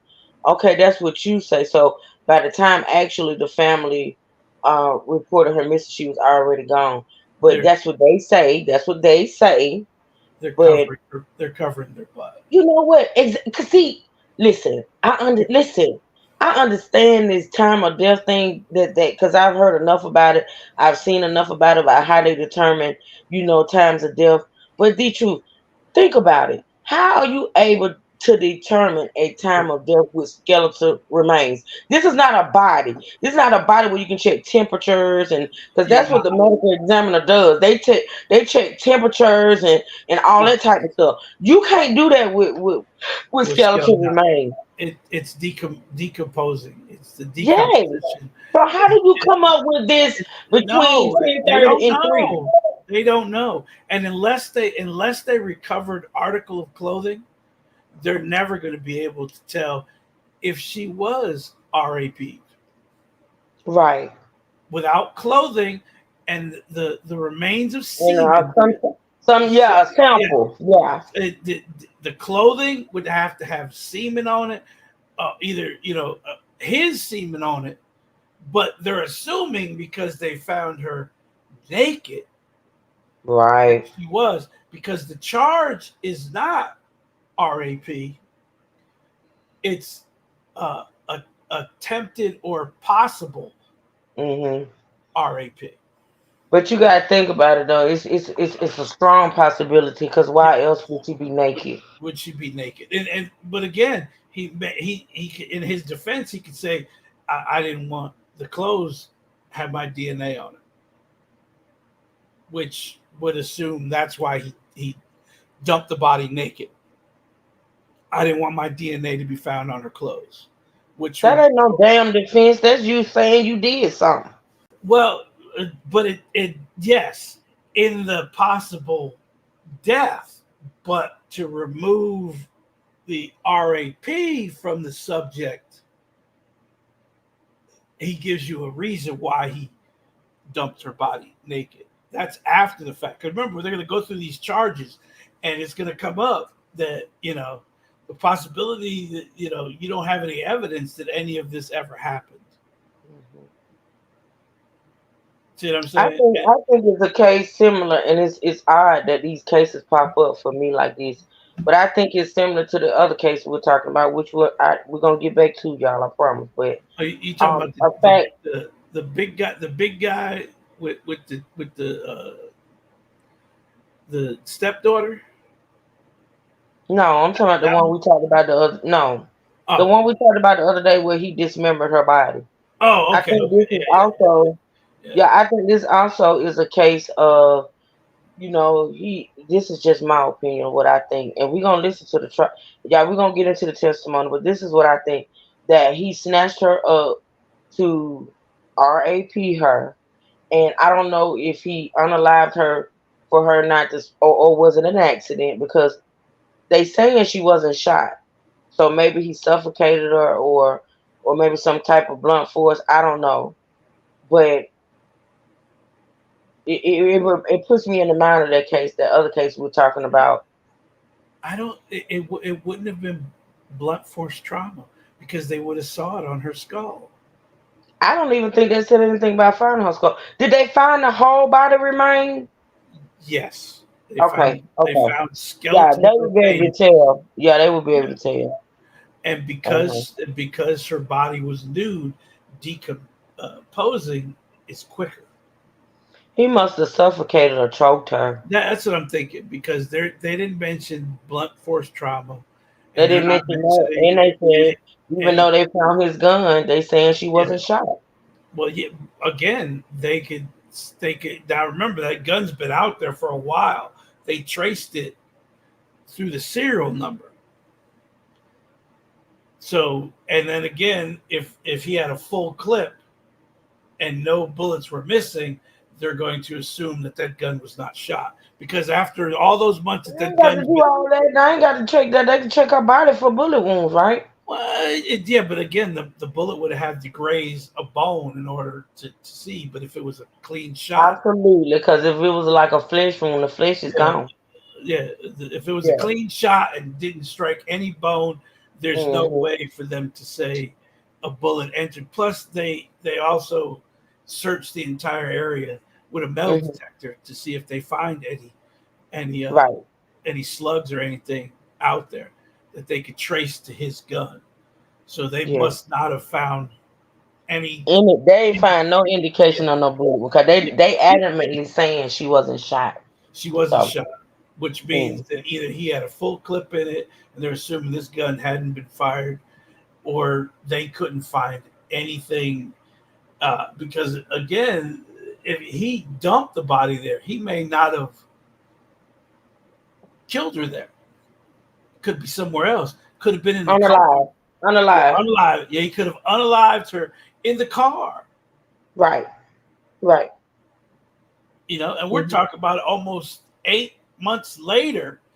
That car could be long gone, or that car completely cleaned out. We're gonna find out because, like I say, okay. So let excuse me, y'all. Let's listen to the rest of this press conference so we can at least try to knock out some of this first day of testimony. Because if a lot of times with court, they will adjourn on Thursdays and not go. Because I haven't seen a live yet for today as far as today's testimony. So I'm hoping, wishing, and praying that they didn't actually have court today, so we can get caught up on yesterday, which was the first day. Because I don't want to, you know what I'm saying. I don't want to. Get too backed up. You know what I'm saying? The truth. So let's get through with this press conference, and we're gonna get into that testimony before I have to get on. Okay, here we go. That assertion. The Gwinnett County Police Department has a long track record of providing professional law enforcement services in our community. We value the human sanctity of life, and our mission is to provide. Yes, Miss Margie. Court actually started yesterday, but they had like 8 hours of court because I got a video where the mom testified, a friend testified, an ex of his testified, and of course you add in the opening statements from the prosecutor and the defense. That probably took up most of yesterday. Yeah, so this trial. That's why I decided to go ahead and cover it because normally I catch a trial and it's like days and days gone by, but this But one actually started yesterday. let's remember this is a 2023 case. Right. Right. February of 2023 is when he was first arrested. He's been in jail since February Yeah, because 2020. they gave him no bond, right? Yeah, no bond. Even Okay. though he tried to get a bond, they gave him Right. no bond. They be killing me with that. I remember with my son's case, they gave him his bond. Out of the charges he had like three, which eventually turned into 4. But the bond amounts for each charge, it totaled up to like $500,000, right? The total bond amount for him, it totaled up to like $500,000. Do you know his attorney put in a motion for his bond to be reduced to $50,000? That's his job. Yeah, that's his job. But baby, we was like, Well, because he's basing it on, not to take all the bonds and clump them together, but to average. right. Average Cause here the average bond for MURDER is $50,000. But see, Yes. he had all those other charges too. He had shooting inside he's shooting inside an occupied dwelling, and he had some type of forgery of a credit card because when he ran, he stole somebody's credit card and he stole somebody's car. Yeah, but what he's saying is the most serious of the charges is 50,000. That's what I believe. That's what I believe the bond should be set on, not calculating all the bonds together and coming up with. So he did his job what he was supposed to do by asking for the most serious charge to be the bond's base. Yeah. Well, it was denied. So anyway, it was denied. So okay, here we go, y'all. Professional law enforcement services in an unbiased and compassionate manner to all our citizens, and that's what we do. I'm sorry. Go ahead. As a police officer yourself, to know that a police officer has been charged with this kind of crime, what sort of feelings do you have on the fact that you have a trusted member of the community who's held in high regard, accused of crime? Well, first of all, this is an unspeakable tragedy. This type of crime at the hand of a law enforcement officer evokes anger, even within the ranks of this agency.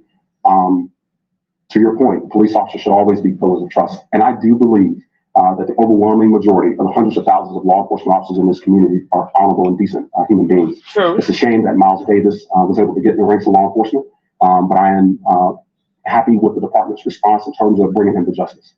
Maria Brand, the mother of Susanna, Yes, ma'am. waiting for many answers.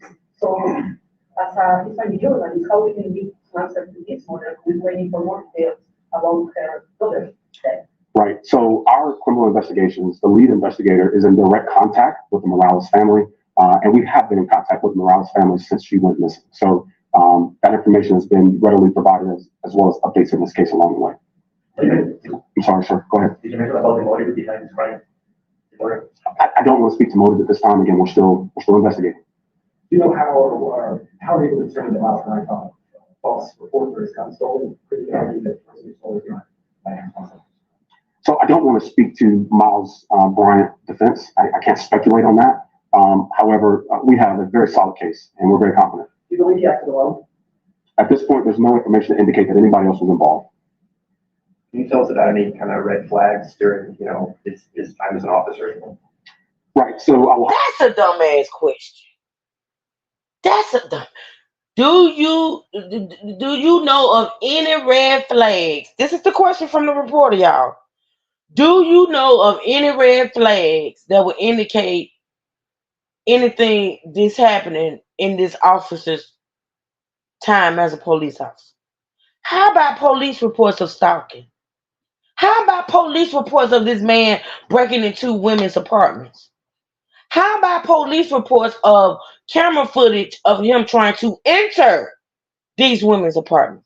Are those not red flags? Hey, Kima, it's good to see you, girl. I enjoyed your live. But yeah, there you go. There go the red flags right there. I have to refer you to the Doraville Police Department for that answer. I do not have his that information readily available. Because it was so close to Susanna, you might have been watching her for a period of time before this. It's entirely possible. I can't say that definitively, but it's possible. I'm sorry. Go ahead, sir. When and how the Municipality Police Department made a link between Susanna Morales to Miles Bryant? Is your question how do we make the link, or how do we make the link? His gun was found done. Again, I'll take you back to the work we did at the crime scene. Just a phenomenal job investigating and locating that critical piece of evidence. We located a firearm, as I mentioned before, that Miles reported stolen. At that point, he became a person of interest. So we began watching him and watching his activities. Our investigators were able to uncover information that directly linked Bryant to this crime.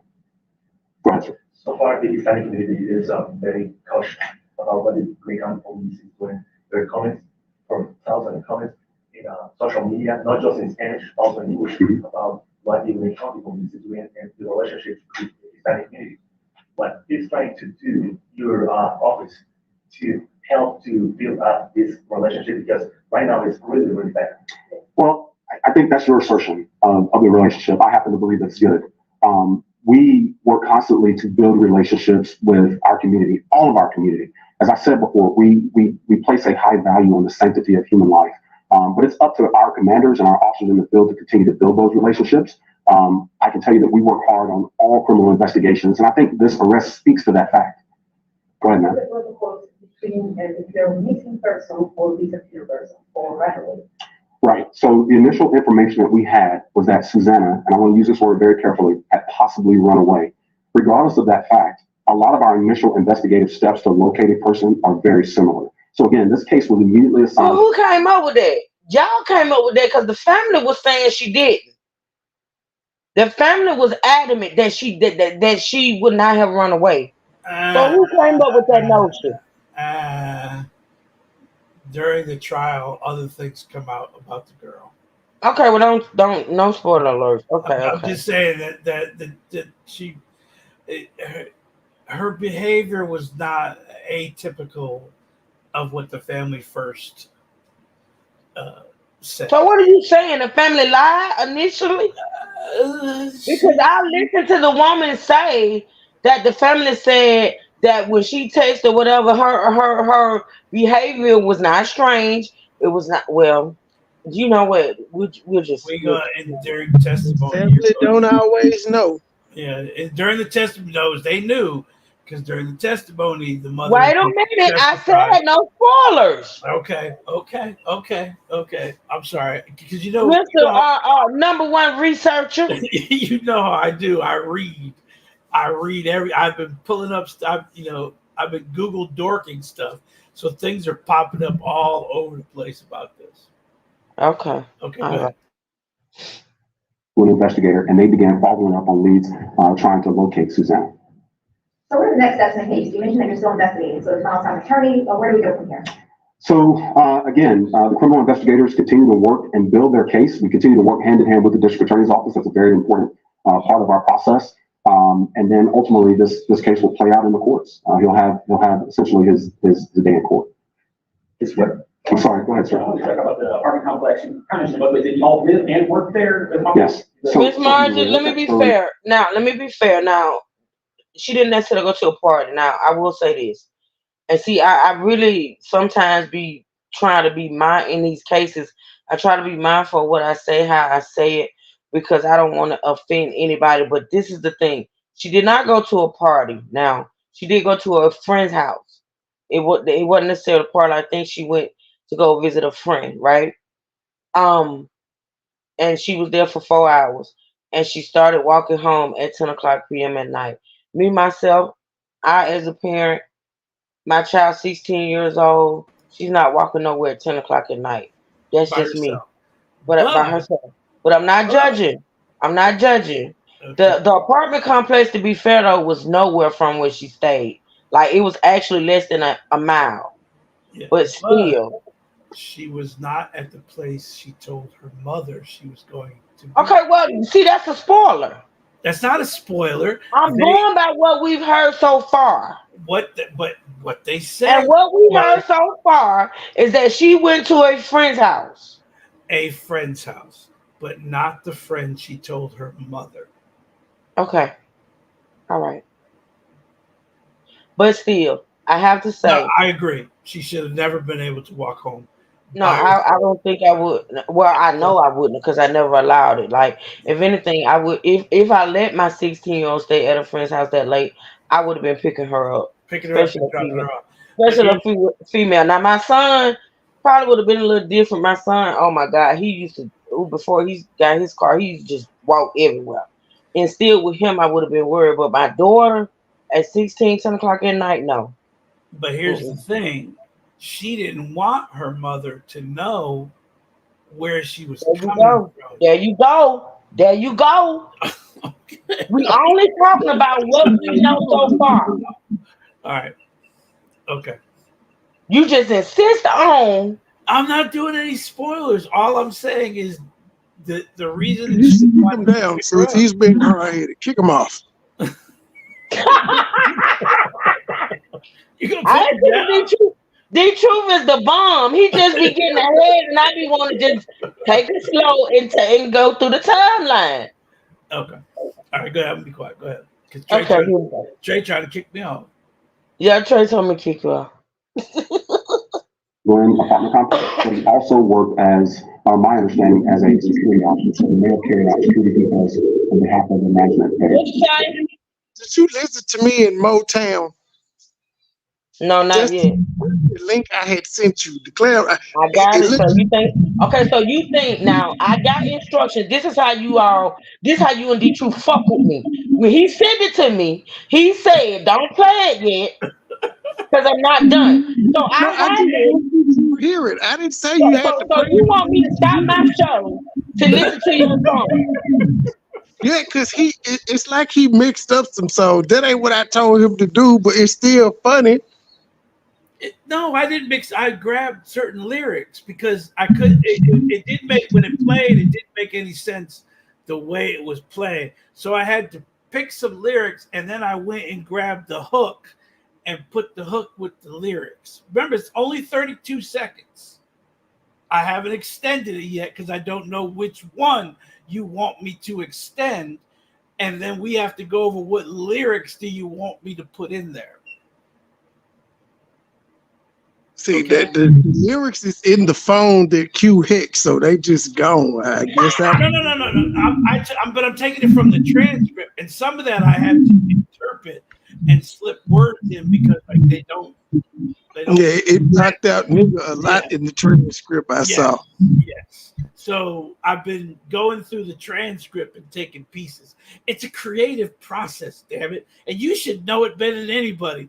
What a creative process! Yeah, I didn't know I was doing all that. I didn't know it was so hard. I did not know.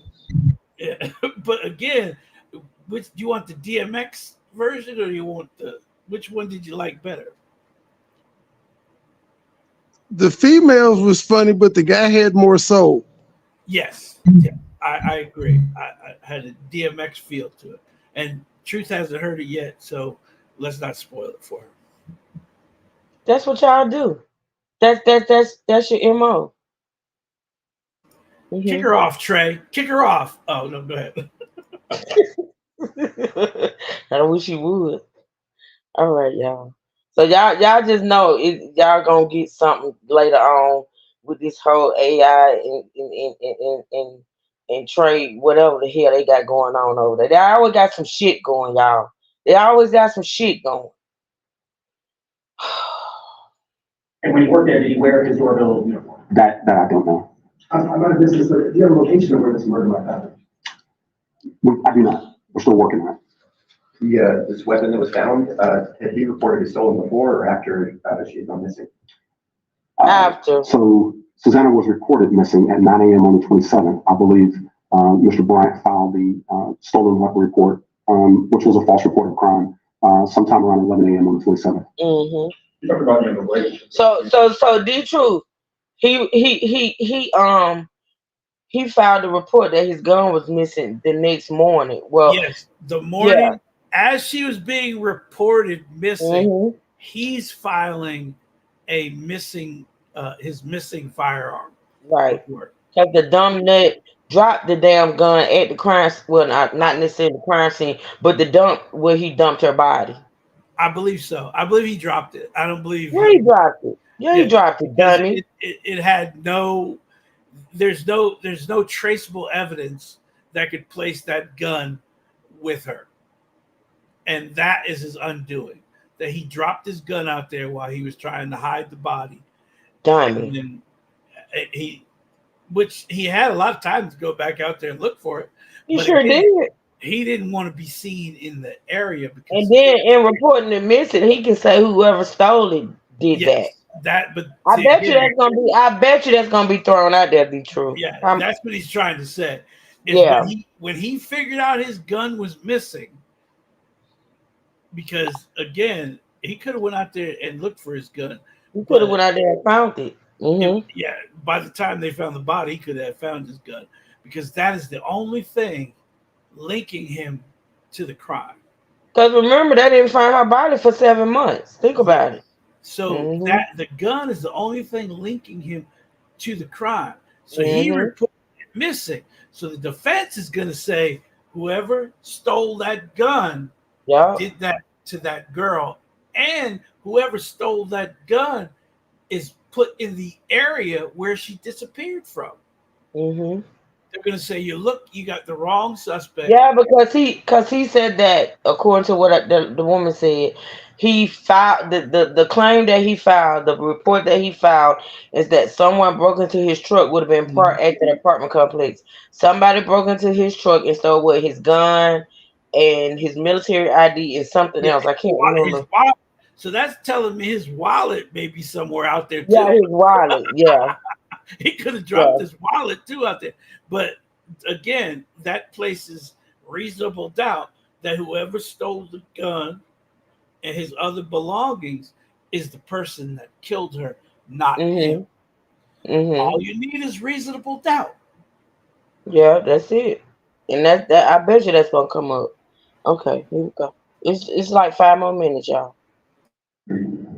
Obviously, having a police officer killing someone is not great that way. How do you keep the public trust about someone wearing a uniform commit a crime like this? Right. So again, as I said earlier, we work hard to build relationships in the community. When you have an event like this happen, tragic loss of a young, beautiful girl at the hands of a law enforcement officer, there's no doubt that some of that trust is going to be broken. However, the challenge for us and the law enforcement community as a whole is to continue to build those relationships and build those contacts.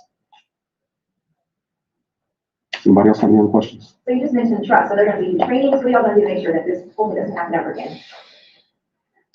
The Gwinnett County Police Department we've done what we needed to do here. We've met our mission. We've solved this crime. And I don't want to just have honestly, to be fair to the cops, training ain't had nothing to do with this right here. Training ain't had lack of training or whatever ain't had nothing to do with this crime. It is this man. He's sick.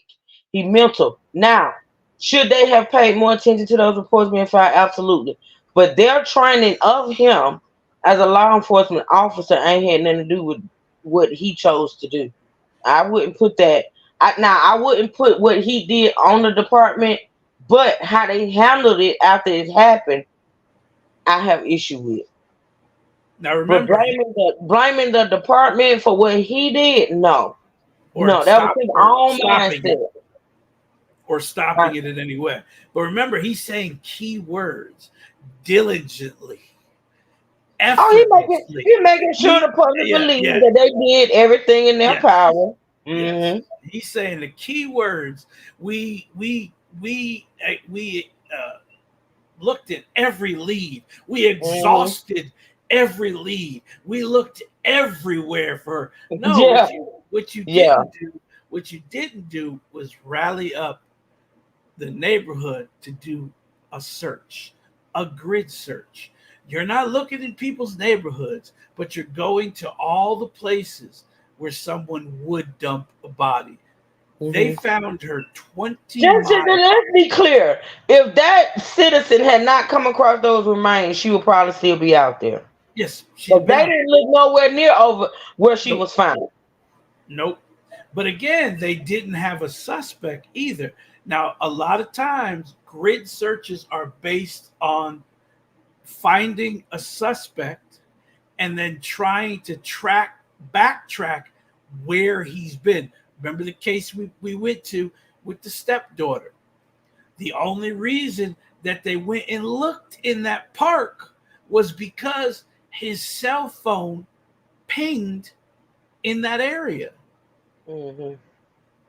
So No, again, no. Are you talking about when the baby was found in the woods in the park where he was actually working? No, no, with where that he case. went fishing. Remember? Oh, that one. Okay, I Yeah, know which yeah, one. yeah. Okay, I got okay. His cell phone pinged in Right. that direction, and then it pinged close to That was with the park. big the guy the big black guy. I can't remember Yeah, yeah. But Dinkins. the kid actually mentioned that he was at that park. Right. That was a clue for them to search that park. They Right. had no clue on where to look for this girl. But again, as a police officer, detective, you say to yourself, where is an area where her body would be dumped? Mm-hmm. And again, they're assuming that she's a runaway, so they're not assuming foul play yet. Mm-hmm.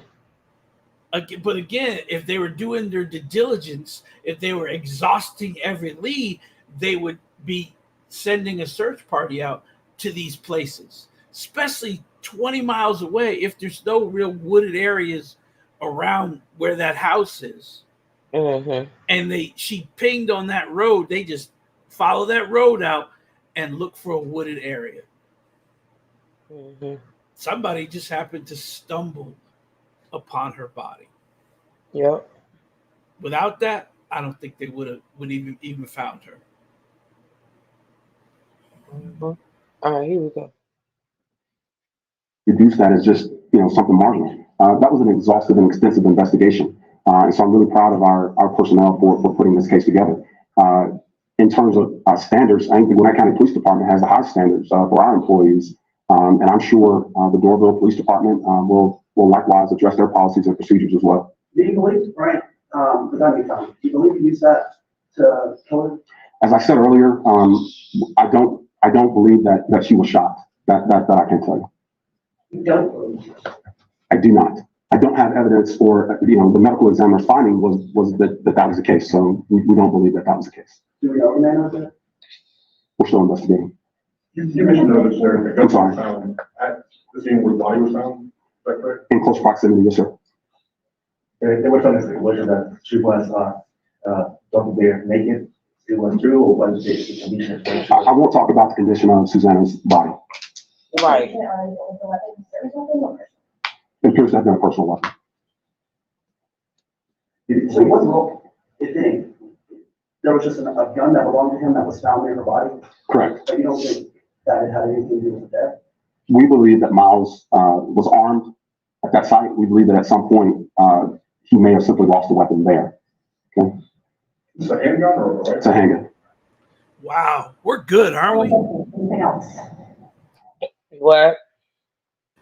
I said, wow, we're good, aren't we? Mm-hmm. All you gotta do is listen. Something those reporters don't do. We say things. And All you gotta do is comprehend what you're reading and listen to what you're hearing. They don't comprehend. It be the questions for me. But it's amazing that we actually say things before they say things. It's weird. It's weird. Any idea how long her body was there? I just, with it being half a mile away from her residence and she was already reported missing, what took so long to find her body if it was only half a mile away? Well, it was certainly not a half a mile away. It was numerous miles away. We're talking about from Norcross, Georgia to Lawrenceville. Okay. Secondly, Susanna was recovered in the woodlines, so there was a reason why she wasn't readily discovered. This from the railroad property? I'm not familiar. There were some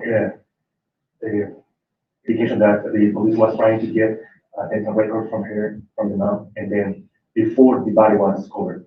The police has any clue at the time that the body could be in the wooded area when the dental records were requested? That's a procedure, sorry, standard procedure on missing person. Okay. Any chance, or do you know if he used this gun to lure her? We do not know. We do not know. That 2018 case, was that at Sterling Glen, or is that going to be another apartment? No, it was a family residence. That Norcross. In Global. And then the question is, were the police capable to find out the body because the police came his phone, my phone, and they tracked his movements? So you're kind of drawing conclusions. Yeah, and I would say I can't answer that. We've investigated multiple angles in this case, including obviously the use of cell phones. What did you give your message to our community in losing our home? I think obviously call the police immediately. Let us get out. Let us begin working that case. I think one of the important things to remember with family members and friends is that if they have key information about the whereabouts of a loved one, then we need those people to come forward and help us during those cases. I think a lot of times folks are reluctant to come forward in missing person cases for a variety of reasons. But that's one of the things that we look for. Did he have a control car at the party? Possibly he may have used that to kind of gain her trust to get with him. So I would be speculating on him. They had some of the dumbest questions. The patrol car that he took home daily. Yeah. They just want to be heard. This is one that has been going on for over a year now. Huh? They just want to be heard. All right. Good afternoon. Wait a minute. Did it end like that? I think it just ended, y'all. I heard her talk after the press conference. But they just want to be heard. They're asking. Someone asked a good question. I just want to be heard on the press conference. You know, I just don't. How can they make assumptions about what he thought? How can they make assumptions about what was going through his mind when he did what he did? It's just weird. And they won't. You can't even do that in court. You can't assume what another person is feeling in court. They'll say that's an assumption and it's not admissible. You don't know his state of mind, and you can't assume his state of mind at any point. See, the thing about it, Ramlin, if you pay attention, and I know y'all probably couldn't hear the reporters asking their questions, but why I'm so frustrated is because he came out and spoke before he took any questions, right, Ramlin? He came out and stated certain facts of the case, right? These dumbass reporters, some of them asked the same questions that he had already addressed. And it's just, to me, it's just ridiculous. How you sitting there at a press conference where you're supposed to be paying attention, taking notes, even recording, and you turn around and ask the same questions he's already stated? Well, because they want to hear the answer. Is it going to be the same answer? Now, what the hell they doing? Investigating? They investigating the investigator? Come on, man. They want to hear if he's going to answer, add, or take away something from. That's a waste of people's time. That man needs to be going and handling that case. He ain't got time for all that bullshit. But again, they had 8 months to handle this case. I you know, my respect for the media, to me, honestly, is at an all-time low. Like, I just don't respect the media. I think, you know, I just think it's just, they don't ever get it right, be true. They don't ever get it right. A lot of times they ask questions to get a rise out of the person to see if they'll go off. That's doing too much. I'm sorry. Anywho, let me find hold on, y'all. My laptop acting up, so I don't know if I'm gonna be able to do visuals today, but we will eventually. Hold on. I want to go to but he did want to specify it wasn't a few miles away. It was multiple miles. It was 20 miles away where they found her body. Yeah, because you see how that reporter tried to slip that lie in, talking about why it took so long to find her, and she was only a mile and a half away. Where did you get that from?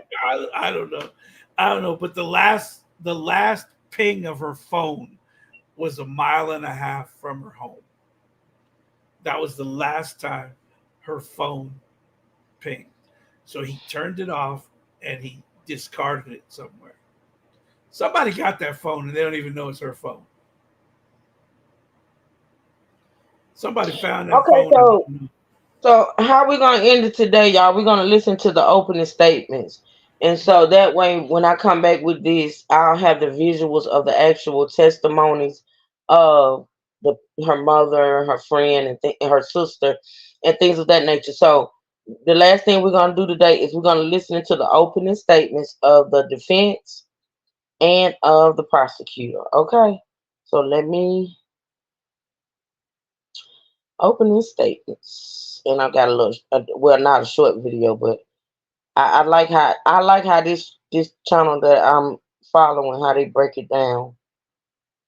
and do videos of each thing that's happening. So let's listen to the opening. Now, actually, this particular video comes from Court TV. Court TV. And this is opening statements, and this is the prosecutor speaking, y'all. Let's listen.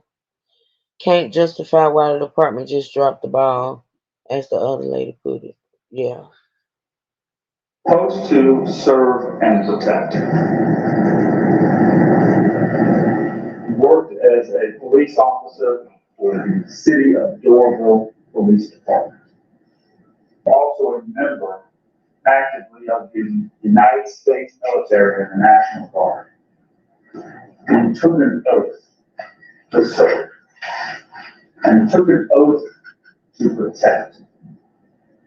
He took an oath to uphold the Constitution of the United States and of the state of Georgia. He took an oath to uphold all of the laws.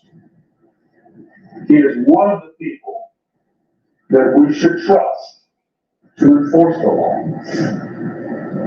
Somebody we should hold to a higher standard because of his role in enforcing the law. But he didn't do any of those things. Instead, he abused the law. And he used his badge and he used his position to satisfy his own sexual desires. He is a cop who turned into a killer. His victim, 16-year-old Susanna Morales. Susanna was in high school. This is her at a quinceañera in 15th. Not long after this, her life was taken and snuffed out by the defendant. He was supposed to serve and protect his community. He served as a courtesy officer for the Sterling Glen Apartments. He lived in Gwinnett County in Norcross in Sterling Glen Apartments. He worked in the city of Doraville as a police officer. But while there at the apartment complex, he was a courtesy officer.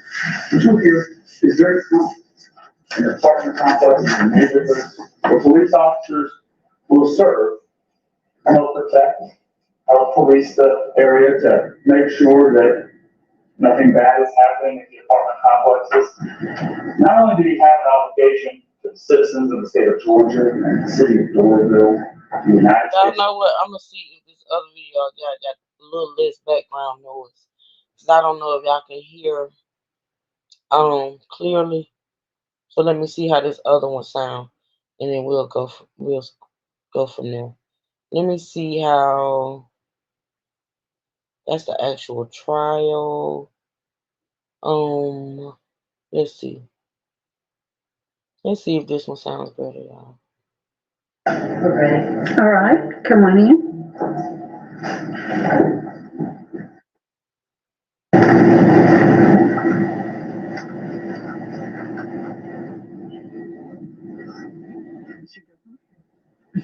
I think that I'm permitted a little while to explain a few concepts that are going to be important for them to understand for the trial. No. Putting both him with Susanna and his gun in the woods. Which one sound better, y'all? The first one I played or this one? What you think be true? The second one has less background. Okay, great. Okay, let me go back. Because this is the actual trial. This is her quinceañera. Not long after this, her life was taken and snuffed out by the defendant. He was supposed to serve and protect his community. He served as a courtesy officer for the Sterling Glen Apartments. He lived in Gwinnett County in Norcross, in Sterling Glen Apartments. He worked in the city of Doraville as a police officer. But while there at the apartment complex, he was a courtesy officer. Which one here is very common in apartment complexes and neighborhoods where police officers will serve, help protect, help police the area to make sure that nothing bad is happening in the apartment complexes. Not only did he have an obligation to the citizens of the state of Georgia and the city of Doraville, the United States military, he took on the obligation of being a courtesy officer at the Sterling Glen Apartments, where he was supposed to serve. He was supposed to protect. You'll hear from police officers, you're never off duty. You're never not supposed to follow the law and uphold the law. But instead of doing that, at the Sterling Glen Apartments, he abused his power. And Susanna Morales, on the night of July 26, 2022, her precious life ended because of the defendant's desire to satisfy his own sexual desires. July 26th of 2022 for Susanna was the last day she breathed a breath on this planet. That day, you'll hear that she lived right behind the Sterling Glen Apartments. This is the entrance to the Sterling Glen Apartments on Indian Trail Road. We talked about the intersection there at Singleton Road and Indian Trail Road. Sterling Glen Apartments are located right here at that intersection of Indian Trail and Singleton Road. You were going to hear the defendant lived in this building back here on the back side of the property. And Susanna lived on a road right behind here. Susanna had friends that lived in the Sterling Glen Apartments. You're going to hear from them hopefully today. You're going to hear from her friend Kelly and her friend Alyssa. They lived at the Sterling Glen Apartments in different apartment buildings near the defendant. And on that night, July 26, 2022, Susanna told her mother that she was going to go hang out at her friend's house. That's her mom. She told her mom she was going to hang out at her friend Rose's house. Rose is, her name is Esmeralda Castillo, but she goes by the name Rose. Her mom knew Rose, knew her family, and agreed to let Susanna go. But like many teenagers, Susanna wasn't being truthful with her mom about where she was going. She wasn't going to Rose's house, and you'll hear Rose lives just across Singleton Road. She was 5-minute walk from Susanna's house. But her mom, Susanna's mom, never walked to Rose's house. But she did go to Rose's house. She went over to the Sterling Glen Apartments, where she spent time. Oh, wait a minute, wait. There you go, D-True. Told you. Okay, so I'm gonna let you break it down because I can hear it, but I hope y'all can hear him. I really do. So Okay. you and don't go too far. Just break down how she said she was going to one friend's house, but she went to the other. Okay, so the mother will testify to this too. The mother said she knew the girl that she was supposedly going to meet. She liked that girl, but the girls she eventually went to meet, her mother had forbid her from seeing them because they do other things. So she told the truth about going to a friend's house, but she just lied about which friend's house she went to. Because her mother said she's not to hang out with those two girls who Right. will later testify about the suspect or the defendant. Okay. But the thing is that she told her mother she was going to see this one girl, but didn't. And then that girl lied for her. The girl that she was supposed to go see lied for her and told her mother, yes, she left a while ago. But she had never been to that girl's house. So but she had never been there. She was covering for that girl, and they didn't know to ask the other girls because they had no clue that she had went to see them instead of the girl she said she was going to see, until the girl she said she was going to see confessed that she had never come to see her. That's when they put 2 and 2 together on where she really went. And then, of course, the Life 360 showed them that she was not at that girl's apartment. She was somewhere else. Gotcha. Okay, y'all. Here we go. I was ready for you to talk about that. Your friends, Kelly and Alyssa. You'll see some photographs from that night. You'll hear from them about what happened that night with her friends. They sat out on Alyssa's doorstep, listened to music, smoked marijuana together. They spent the evening together and had a great night. Nothing happened. There were no issues. They were having fun. And then Susanna decided to leave at around 10 p.m. And you'll hear from Kelly that Kelly walked her from her apartment, or from Alyssa's apartment. Alyssa Marvin lives right here in this building.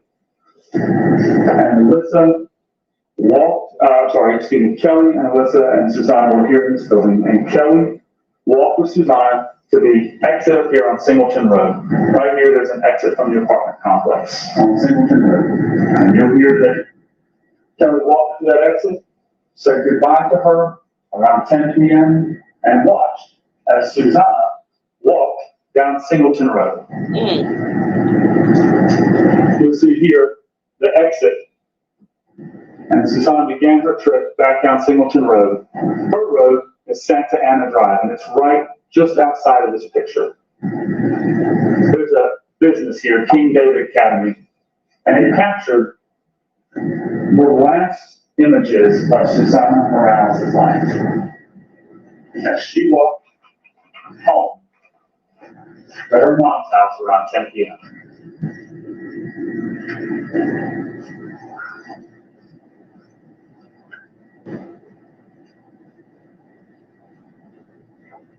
That's the last time anyone but the defendant saw her alive.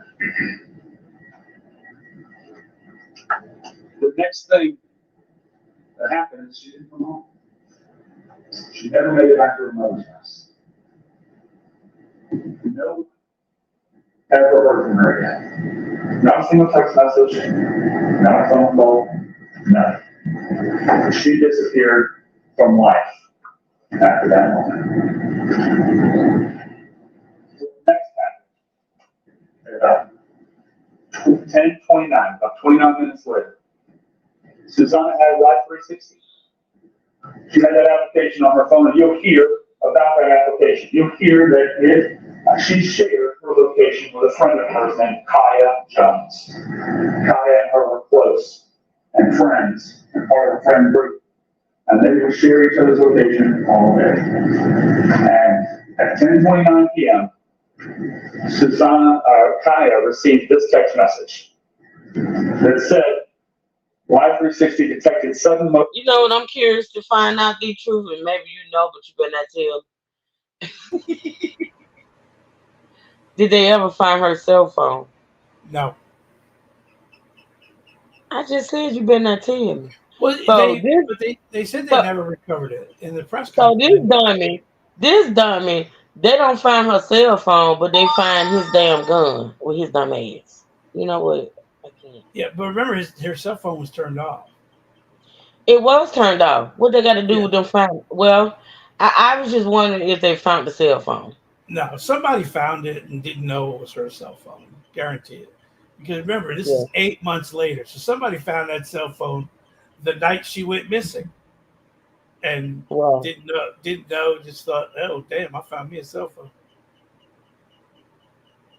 But because if the cell phone was actually with her or even on when she went to that spot, they would have been able to see that on the Life 360. But again, it was turned off. So I don't know. It was never turned back on because they said in the months after she disappeared, her cell phone never turned back on. So he may still have her cell phone. Dumbass. Or he put it somewhere where because now I'm thinking nobody found that cell phone because it never turned back on. All right. As soon as it turns back on, it activates Life 360. It does. Okay. Motion on her phone, on Susanna's phone. Could be a result of collision, heartbreaking, or dropped phone. We call it crash alerts. And Kaya became concerned. What happened? As any good friend would do. So she started calling and texting Susanna. No answer. And what she realized, when she looked at the Line 360, was that Susanna was no longer traveling down Singleton Road towards her home. Instead, she was traveling at 40 miles per hour down Singleton, across Indian Trail, and onto Susanna Boulevard. 40 miles an hour. And you heard that, D-True? I couldn't make it because it was garbled. That's what I'm saying. He won't be still. Well, as long as he's standing by the mic, he's clear, but then he keeps walking out. I'm going to have to find a better audio for the actual. So what did he say? He said, because you got to remember, the friend was watching the Life 360 movements of her. I think she was actually tracking her. Her sister. No. It says a friend? No. Her friend. Oh, because of the was it the crash thing that made her listen. Yeah. The friend who was making sure she got home was actually monitoring the Life 360 movements. And so she noticed, she watched as she was walking. She saw her walking and saw the movements. Then at 10:29 p.m., the movements actually, because with that app, it tells you, listen, people, this is how detailed that app is. It tells you where you are on the highway, and it tells you how fast the person is going in the car. It can tell whether you're walking or driving. So at 10:29 p.m., which is the reason why they can say he snatched her at 10:29 p.m. or 10:30, is because at that point on the Life 360 app, she began going 40 miles per hour. Don't nobody walk 40 miles per hour. Well, then wasn't the crash right before that? Yes. So he did pick the phone up after it dropped. Yes, because then the phone was moving again. Yes. So wherever the phone is, either he dumped the phone or, like you say, he still got the phone. He got rid of the phone after he picked her up, got her. But he turned it off, which turns off the Life 360. Well, I don't know. He's saying what basically went on. I guess he's gonna tell when it was turned off, because it was turned off at some point. Because the Life 360 says she's going in the wrong direction. Okay.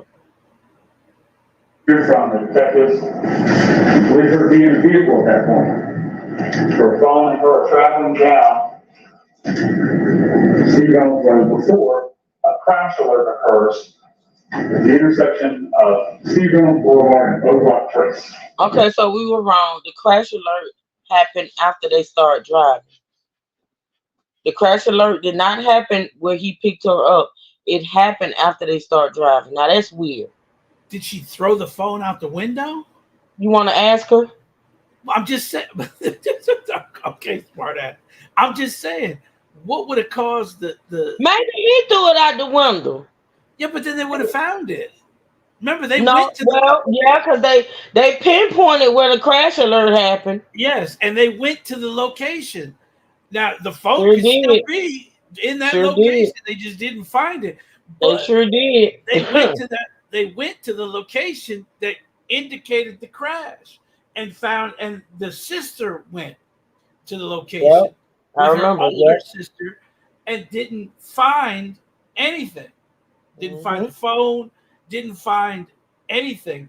I'm wondering if she threw it out the window, he stopped. Why would she throw it out the window though?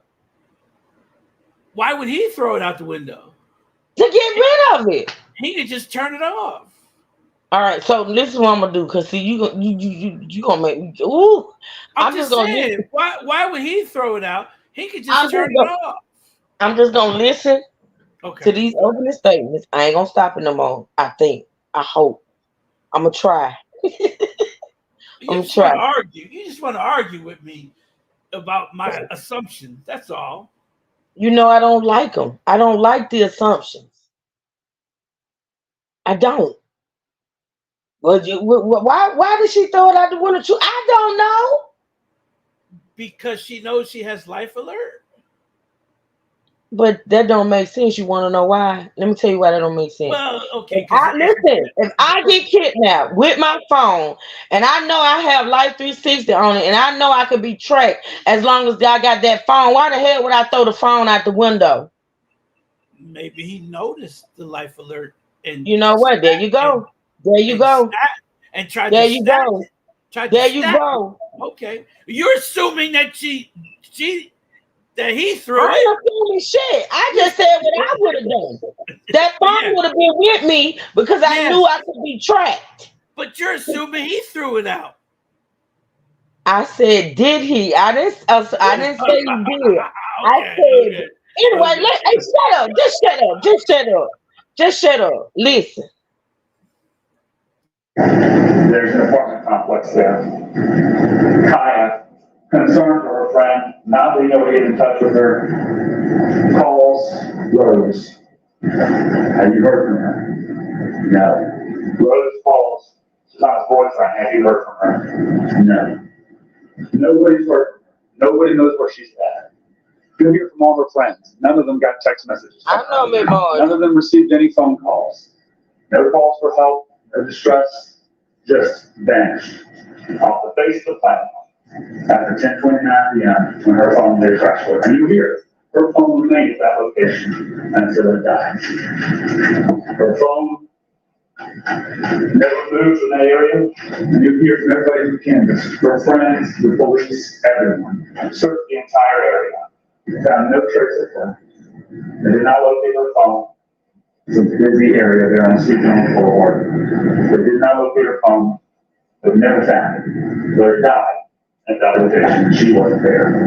When you read the detectives, including her phone was thrown from her vehicle at that time. Thrown from a vehicle at that time. She did not die. She didn't have a vehicle.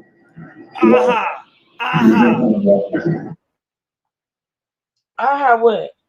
Throw. He said right there, thrown. He did not say. He said the phone was thrown. He didn't say who threw it. Okay, he don't know who threw it, but he said, but the phone was thrown from that vehicle. Said the phone had to be thrown out the window in order for it to alert a crash. Yes. I said that. But they didn't find the phone. Okay. They didn't. Somebody picked it up, or he said it was a busy area wherever it was thrown. Wherever it was thrown, or where, you know what I'm saying? They never found it. And then and this is the thing, like, as long as that phone was not dead, they would have been able to track it there. Yeah. But being as though it was dead, that was it. Cause see, two things about the Life 360 app. Your phone has to be on, and you have to have your Wi-Fi on. You have to have your Wi-Fi on, and the phone has to be on. Or your phone is receiving a signal. Yeah, and you can't have it on. You can't have it on You know how you put your phone on battery saver? Yeah. If you put it on battery saver, it won't pick up either. Yeah, because it's gonna shut that app off. Yeah. So, okay, yeah. Miss Margie, he get on my nerve, Miss Margie. Just he get on my nerve. He good at what he does, but he get on my nerves. His mind goes into overdrive and things of that nature, Miss Margie. He can't hear. When I argue to you, and you see evidence, it was a defense. At that point, she was in his vehicle, and her phone got thrown out of her vehicle. Yeah. 16-year-old high school girl, and her phone is separated from her and stays there until it dies. That area right there on Oak Trace looks just like that. There are some townhomes there, Steve Reynolds Boulevard, and you'll hear from her friends who looked through the whole apartment complex, found no trace of her. Through all the roads, the woods, the rivers, the creek beds, everywhere, nothing. You hear from the police, there was no crash there. No reported crash of any kind that occurred there.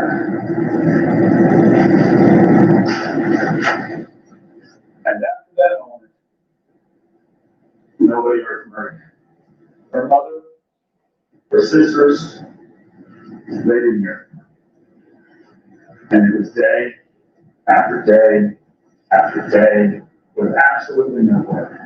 You'll hear about the police investigation, where they looked, what they did, trying to find Susanna.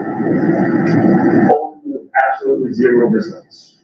Not a single week, no messages from her, no calls from her, no texts to any friends, nothing. She vanished off the face of the planet after that moment. But what you hear is that her family had to endure 196 days of no information. 4,704 hours of absolutely no idea where their daughter was, where their sister was. 282,240 minutes. 16,934,400 seconds. Second after second of a mother having no idea where her child is. Not knowing what happened to her, where she went, who took her, what happened to her. Terror for that family. Second after second after second. Until February 6th of 2023. On February 6th of 2023, what you're going to hear is that a man named Matthew Gilbert was driving down Highway 316 and pulled off on the side of Highway 316. He saw this trail that is right off the side of Highway 316. At that time, it was February, it was winter, there were no leaves on the trees, and it was pretty obvious like this. But in the summertime, you'll see that this area here is completely wooded. You can't even see the pathway, but in February, he was able to see the pathway. And it's a small little path, it's not even a road, it's just a pathway. And he had a little off-road vehicle, and he decided to go off-roading on the side of 316. And he drove down, got out of his vehicle, was walking around, when he stumbled across something that he'll never forget. In this area, right here on the side of Highway 316. This is in Decula, Georgia. The intersection right here, kind of in the middle of this map, is Drowning Creek Road. To the right is towards Athens, and towards the left is back towards Lawrenceville. But in the middle of the woods, on that day, Mr. Gilbert stumbled across human remains. And at that moment, he stopped. You'll hear from him. He'll tell you what he found. And he called the police. I found a human remains in the woods. It's unusual to find human remains in the woods. And he called the police, and the police showed up, and they started to investigate. The medical examiner came out. Crime scene specialists came out. Detectives came out. And they started looking into who could this possibly be. And you're going to hear that very quickly they identified these remains as that of Susanna Morales. You're going to hear from the medical examiner, compare the dental records. You're going to hear that right there with these remains, or skeletal remains, they found her fingernails. Real time. Black alcohol sheet. So he keeps talking about dental records, which means there was no available tissue to be tested. Because if they had tissue, they would have just ran the mother's DNA against the tissue. So there was no viable tissue with any blood left in it to test. There was no muscle, no tissue. So I believe it was skeletal remains, because they said that a couple times in different things that I saw. Skeletal remains. And he just keeps calling it remains. But he mentioned dental records. Okay, go ahead. I just wanted to point that out. Okay. Are you agitated again? No, I would have yelled out. Good point. Yeah, that's sad. Um, it's also like to me going back to the other case. Thank you, yours truly. Y'all support the channel. We about to get off in a few minutes, y'all. But listen, it brings me back to the whole Deacons case. Remember, they were saying that the people that were fishing that located the little girl's body, the reason why they was able to do that at that time because it was the trees had lost their leaves, and it had not the trees it had the trees been full, they still wouldn't have found her. And he said that um why he sound different because he keep walking back and forth from the mic. Like if I he would, would stay if he yeah, would stay in front of the mic, you can hear him, but he keeps walking off. yeah. I wish somebody would tie his ass to that podium and he I'm just gonna sit. find another. I'm gonna find another. Well, actually, with the witness testimonies, it's gonna be very clear because they sitting down in Yeah, front of the microphone, so it's really, really clear. but But this numbnut, yeah, the this questions numbnut, are huh? good.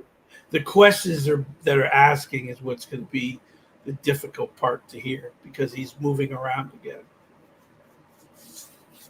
Yeah, I gotta find another one. But anyway, so um, that's how she was able to be located as well. You remember he said when he um when he dumped her body, it was July. So the trees would have been full. He said you couldn't see through, you know what I'm saying, through the little area.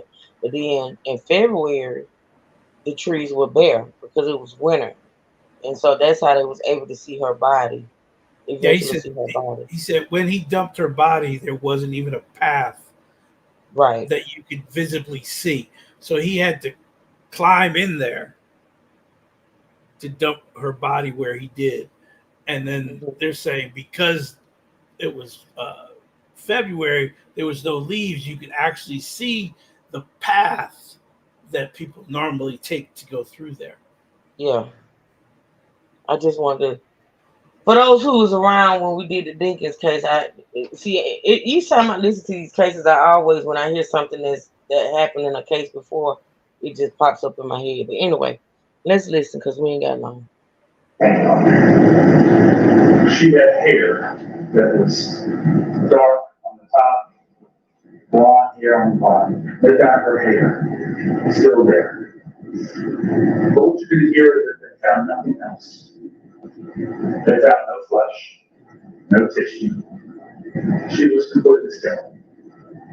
There was no forensic evidence to really pull from it because it had been 196 days since she went missing. She wasn't there. Her body was left in the woods. And you're going to hear very importantly that she was naked. Her body was left there in the woods, completely naked. They found absolutely not one shred of any fiber, any clothing, any socks, any pants, any shirt, any undergarments. Anything. Her body was found naked in the woods. What is significant? The medical examiner who was responsible for performing autopsies conducted what she could of an autopsy on the remains of Susanna and found no cause of death. What does that mean? There were no obvious signs of trauma to her skeleton. There was no obvious bullet wound because there's no flesh. There's nothing to look at. She just took a look at the bones, didn't see anything on the bones that said it was a gunshot or broken bones. They found almost all of her skeleton. They found somewhere between 95 and 100% of her skeleton. There were a few bones missing. One including the hyoid, which is in her neck. It can be evidence of strangulation. Told you. Yes, because when you're strangled, your hyoid bone snaps. Mm-hmm. And then it could, when the body decomposes, it could have fell away. Mm-hmm. And it's a small bone, so it could easily have been blown away or whatever from the area. Yep. You're going to hear from the medical examiner about how she performed an autopsy, and at the end, you're going to hear that she could not conclude an obvious cause of death for Susanna Morales. And that is going to be a significant issue that the defense is going to argue. If you cannot find Mr. Bryant guilty of murder because there is no cause of death. I think at the end of the case, you'll be convinced that we're going to talk about that in a minute. But once the police identified her remains, they begin the investigation. How did she end up here? What you hear is that nobody believes that she walked herself out into the woods naked and died there, but that it was at the hands of somebody else. That it was criminal, that it was homicide, that it was murder. And they begin to investigate who is responsible. The very first piece of evidence was found the next day, February 7th of 2023, when the Bryant County Police Department was here that night. They found her body very late in the day. And it became dark very quickly in February. So they secured the scene as much as they could. Left police officers there to secure the scene, came back the next morning to continue searching. And the next morning, they located this. This is a Glock 19 9mm handgun, and underneath the barrel is an attached flashlight on this weapon. And when they found this weapon very, very close to Susanna's body, they became immediately suspicious that the gun was near this girl's body. And so they wanted to know who it belonged to. And they found it was registered to the defendant, Miles Bryant. So they ended a little more.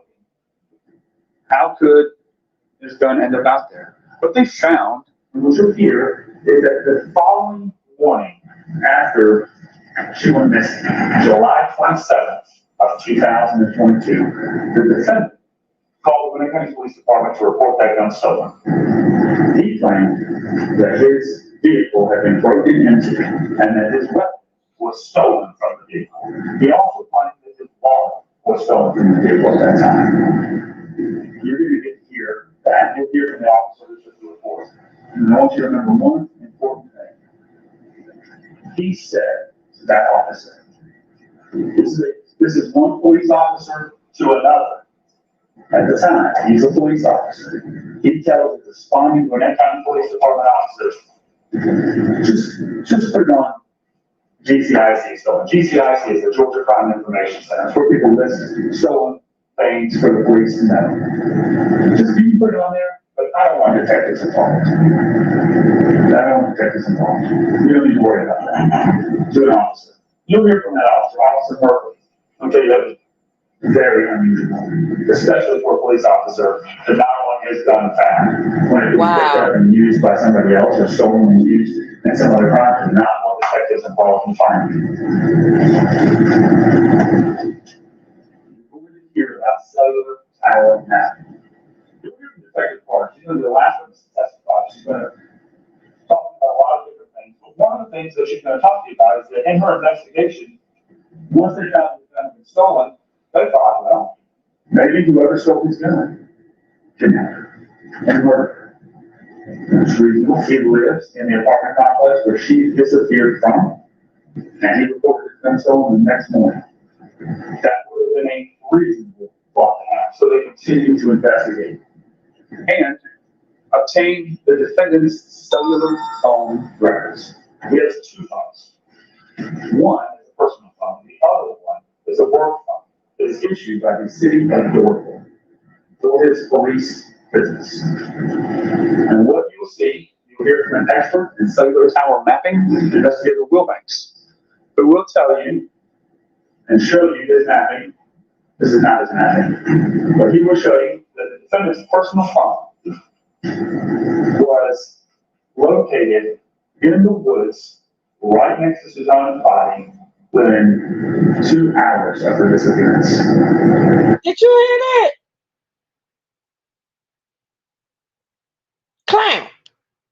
Clown! Oh, God, he gone. Can y'all hear me? Maybe he walked off. Damn it. Y'all put a one if y'all can hear me. I want to know if anybody else heard that. But I don't know if y'all can hear me. Somebody put a one in. Oh, sorry, left me a message. Woman? Huh? He Yes, said be we. right back. Okay, so Clown said be right back. So listen, did y'all hear him say that this officer had two phones? I gotta rewind that to make sure I heard that right. But I think he said the officer had two phones, a personal phone and a business phone, which is what he used on the job. And the personal phone was found by the body. Did y'all hear that? Let me see. Cause sometimes hold on, y'all. All right, let's listen. You can put it on there, but I don't want detectives involved. I don't want detectives involved. You don't need to worry about that. To an officer. You'll hear from that officer, Officer Murphy. I'll tell you that very unusual, especially for a police officer to not want his gun found when it could be picked up and used by somebody else or stolen and used in some other crime, to not want detectives involved in finding. You're going to hear about cellular tower mapping. You'll hear from Detective Park. She's going to be the last one to testify. She's going to talk about a lot of different things. But one of the things that she's going to talk to you about is that in her investigation, once they found the gun had been stolen, they thought, well, maybe whoever stole his gun kidnapped her and murdered her. It's reasonable. He lives in the apartment complex where she disappeared from, and he reported his gun stolen the next morning. That would have been a reasonable thought to have. So they continue to investigate and obtain the defendant's cellular phone records. He has two phones. One is a personal phone. The other one is a work phone. It's issued by the city of Dorville for his police business. And what you'll see, you'll hear from an expert in cellular tower mapping, Investigator Wilbanks, who will tell you and show you this mapping. This is not his mapping, but he will show you that the defendant's personal phone was located in the woods right next to Susanna's body within 2 hours of her disappearance. Not just that. Wait a minute, hold on. I can't even get to the blood. He's a fucking act. So you mean to tell me this is a police officer? You mean to tell me this is a police officer that was not only insane enough, crazy enough, devious enough to commit this crime, right? But this fool had the nerve to not only leave his gun at the dump site. I'm gonna say dump scene because we don't know if she was actually unalive there. But his personal cell phone, motherfucker, he wanted to be arrested, y'all. He wanted to be arrested. He wanted to be found out. Are you serious? Let's listen. Was also located in the woods right after Susanna's disappearance. This location is over 22 miles from the defendant's home and from where Susanna lived. In the middle of the woods in Tequila, Georgia, nowhere near Norcross. And you'll hear from approximately 12:45 a.m. on the morning of July 27th all the way to 2 a.m. The defendant is right there. He'll give an interview that you'll hear over 3 hours to the police where he discusses this. But his phone placed him right next to Susanna's body the night she went missing within a few hours. Putting both him with Susanna and his gun in the woods the night she went missing. It was at that point the police realized that he was not telling the truth about the stolen gun report because he was right where his gun went missing. And what were the chances that some random person stole his gun and kidnapped the individual, Morales, who disappeared from his apartment complex where he was at, and then he ends up at the exact same location with both her body and the gun. At that point, they significantly suspected him. Ultimately, the defendant is charged with malice murder. That is the count of malice murder. What does it mean? It means he caused the death of Susanna Morales with malice in an unknown manner. In many cases, we have gunshot wounds, we have stab wounds, we have injuries that we can point to and say, this is exactly how it happened. This is precisely how the death occurred. And in some cases, we don't. In this case, and in many murder cases, again, cause of death is not a material item. It does not have to be proven. And we can think of some examples about why that might be true. Any case, but we never recover a body. How would you ever prove cause of death? This is a significant issue. We charge them in a manner that she doesn't have a cause of death.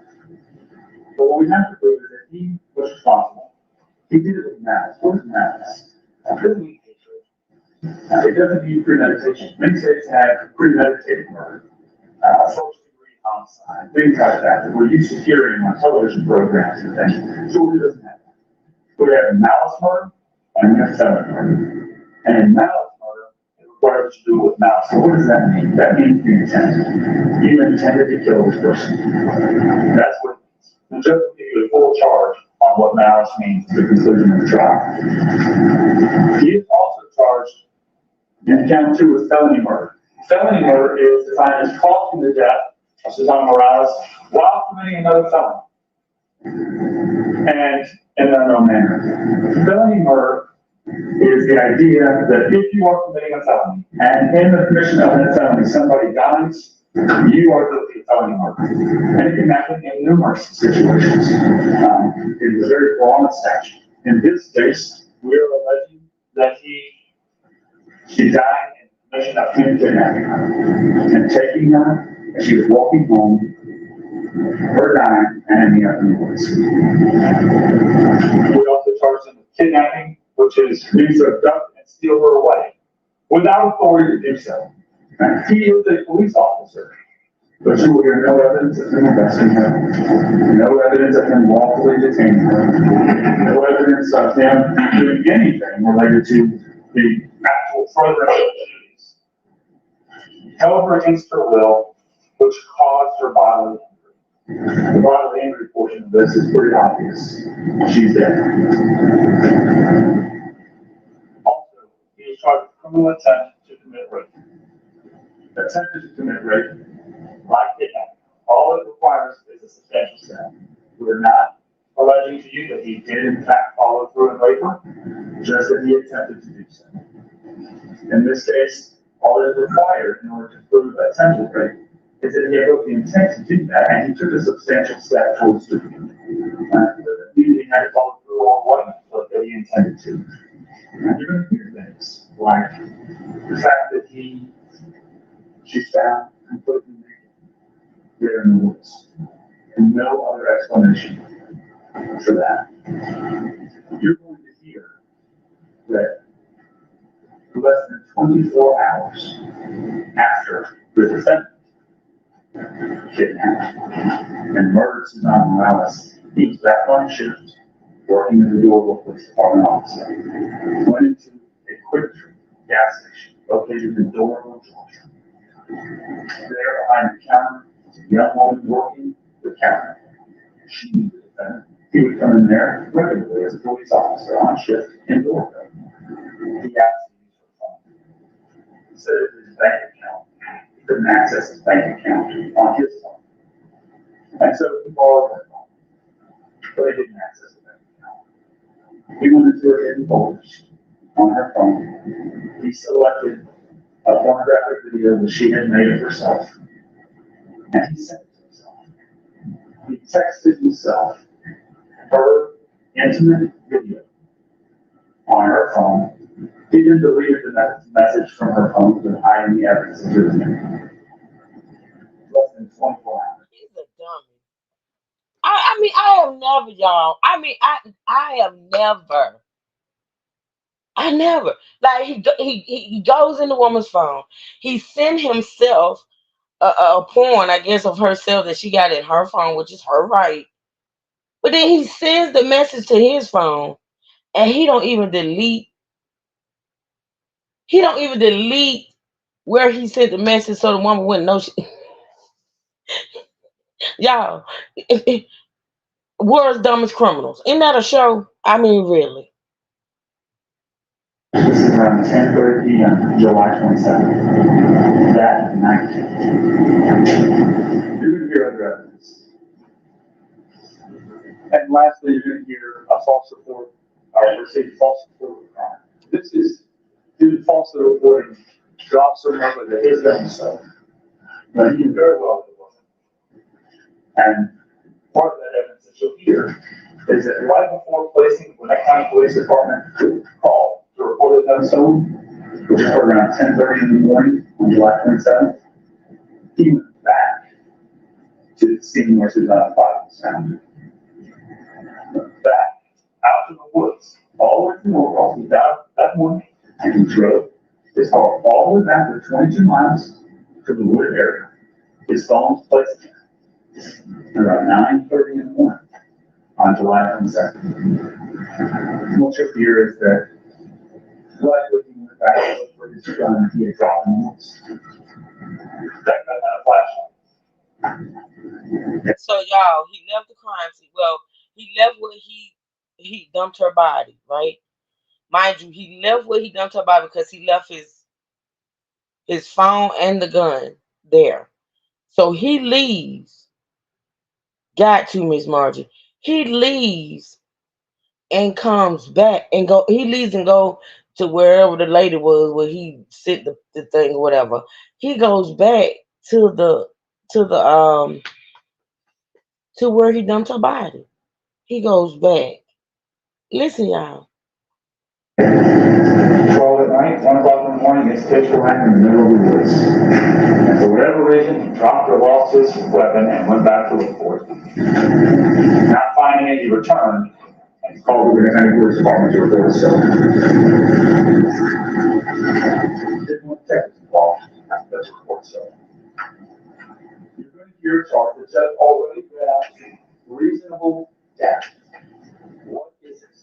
What does it mean? The city has a burden, which I gladly accept, of proving this case beyond a reasonable doubt. He did every one of these things beyond a reasonable doubt. Sometimes it's great to define this in terms of what it's not, and the judge already told you, it is not false doubt. It is not to a mathematical certainty. It is reasonable doubt. Right? The judge used the word that I think embodies this concept the best, is common sense. You all come in with common sense. You all have common sense. And you are being asked to use your common sense about what happened in this case. And you view the evidence to use your common sense about what occurred in this case. I'm certain that you will hear arguments that, well, we just don't know how she died. We don't know the cause of death, so you can't say that it's murder. But when you look at all of the evidence at the conclusion of the case, you see all of the evidence and everything that happened, I'm going to ask you to use your common sense and conclude that you did these things. And when we talk about another concept, direct evidence and circumstantial evidence. I hate to interrupt, but at this point, he's explaining the law, which I do not think is proper. Opening is to tell the jury what you expect the evidence to show.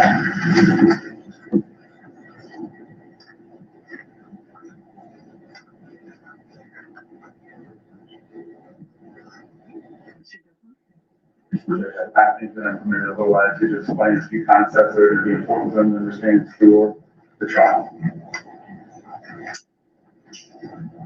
I'm just going to move on with this and I'll explain it to them. I'm assisting the objection.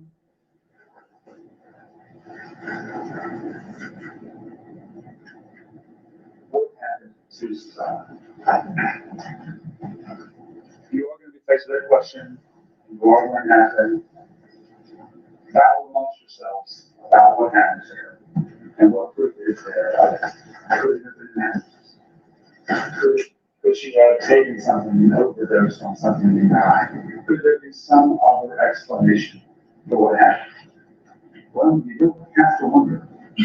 You're going to hear the defendant say, you're going to watch over 3 hours of him telling you that he's never seen her. He's never even laid eyes on her before. He doesn't know her, never seen her. You're going to hear that he had absolutely nothing to do with it. Because I had nothing to do with it whatsoever. I don't know her. I've never seen her. I have nothing to do with her. And it's just a complete coincidence that his phones are there at the scene with her, that his gun is not at the scene. This is what you're going to hear from his own mouth. And then you're going to hear the Detective Carter ask him repeatedly, what happened? She fall in her head. No. I don't have anything to do with this. This is, she didn't. Was it an overdose? Did she take something? No. It wasn't any of those things. It wasn't any accident. It wasn't anything. That's what you're going to hear from his own mouth. On February 13th of 2023, when he was interviewed by the police. And you can consider that he has told the police and everybody that there is absolutely no other explanation. He didn't do any of this, and none of this was an accident, wasn't an overdose, and nothing else happened to him. And you're ultimately going to hear that his lies, repeated lie after lie after lie after lie, for 3.5 hours of having nothing to do with this. But the truth will come out.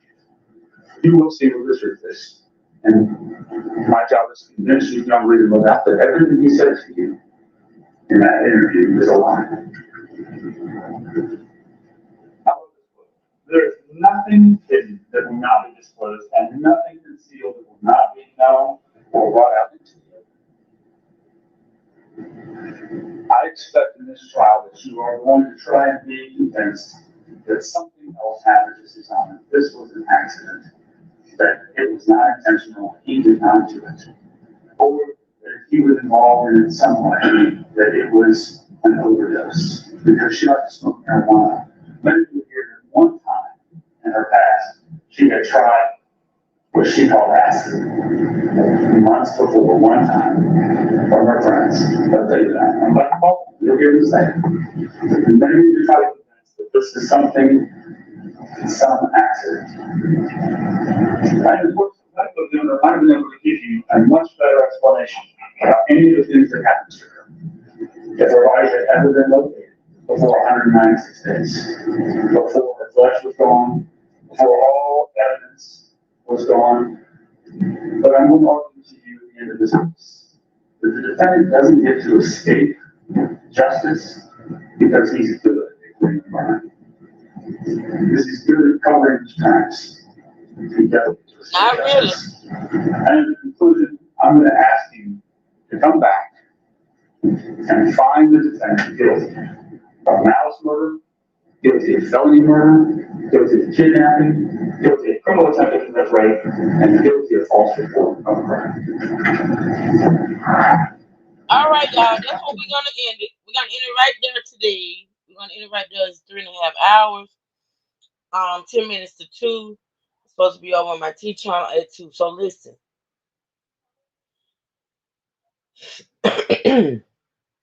That's where we're gonna end it today. That was the prosecutor's opening statements.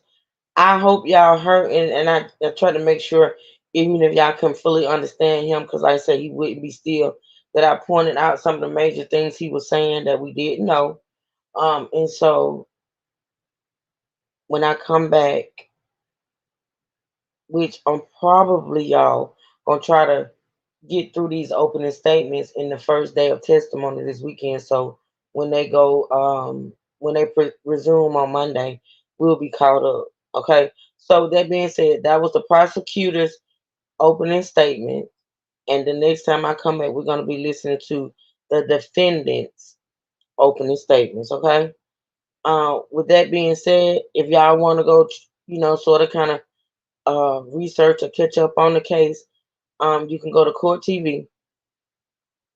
eBooks, if you can, put that link in the chat for me. You can either go to Court TV or you can go to 11, the number 11 Alive. It's a news station. Okay. They also have it over there as well. Thank you, eBooks, for that. Thank you, Natasha. Thank you. So with that being said, y'all, we're gonna get off of here. I appreciate y'all supporting this channel. I can't say it enough. I appreciate y'all supporting this channel. Okay, I do. Hopefully I got y'all through half the workday, and now we're finna go over here to the T channel and get y'all through the rest of the workday.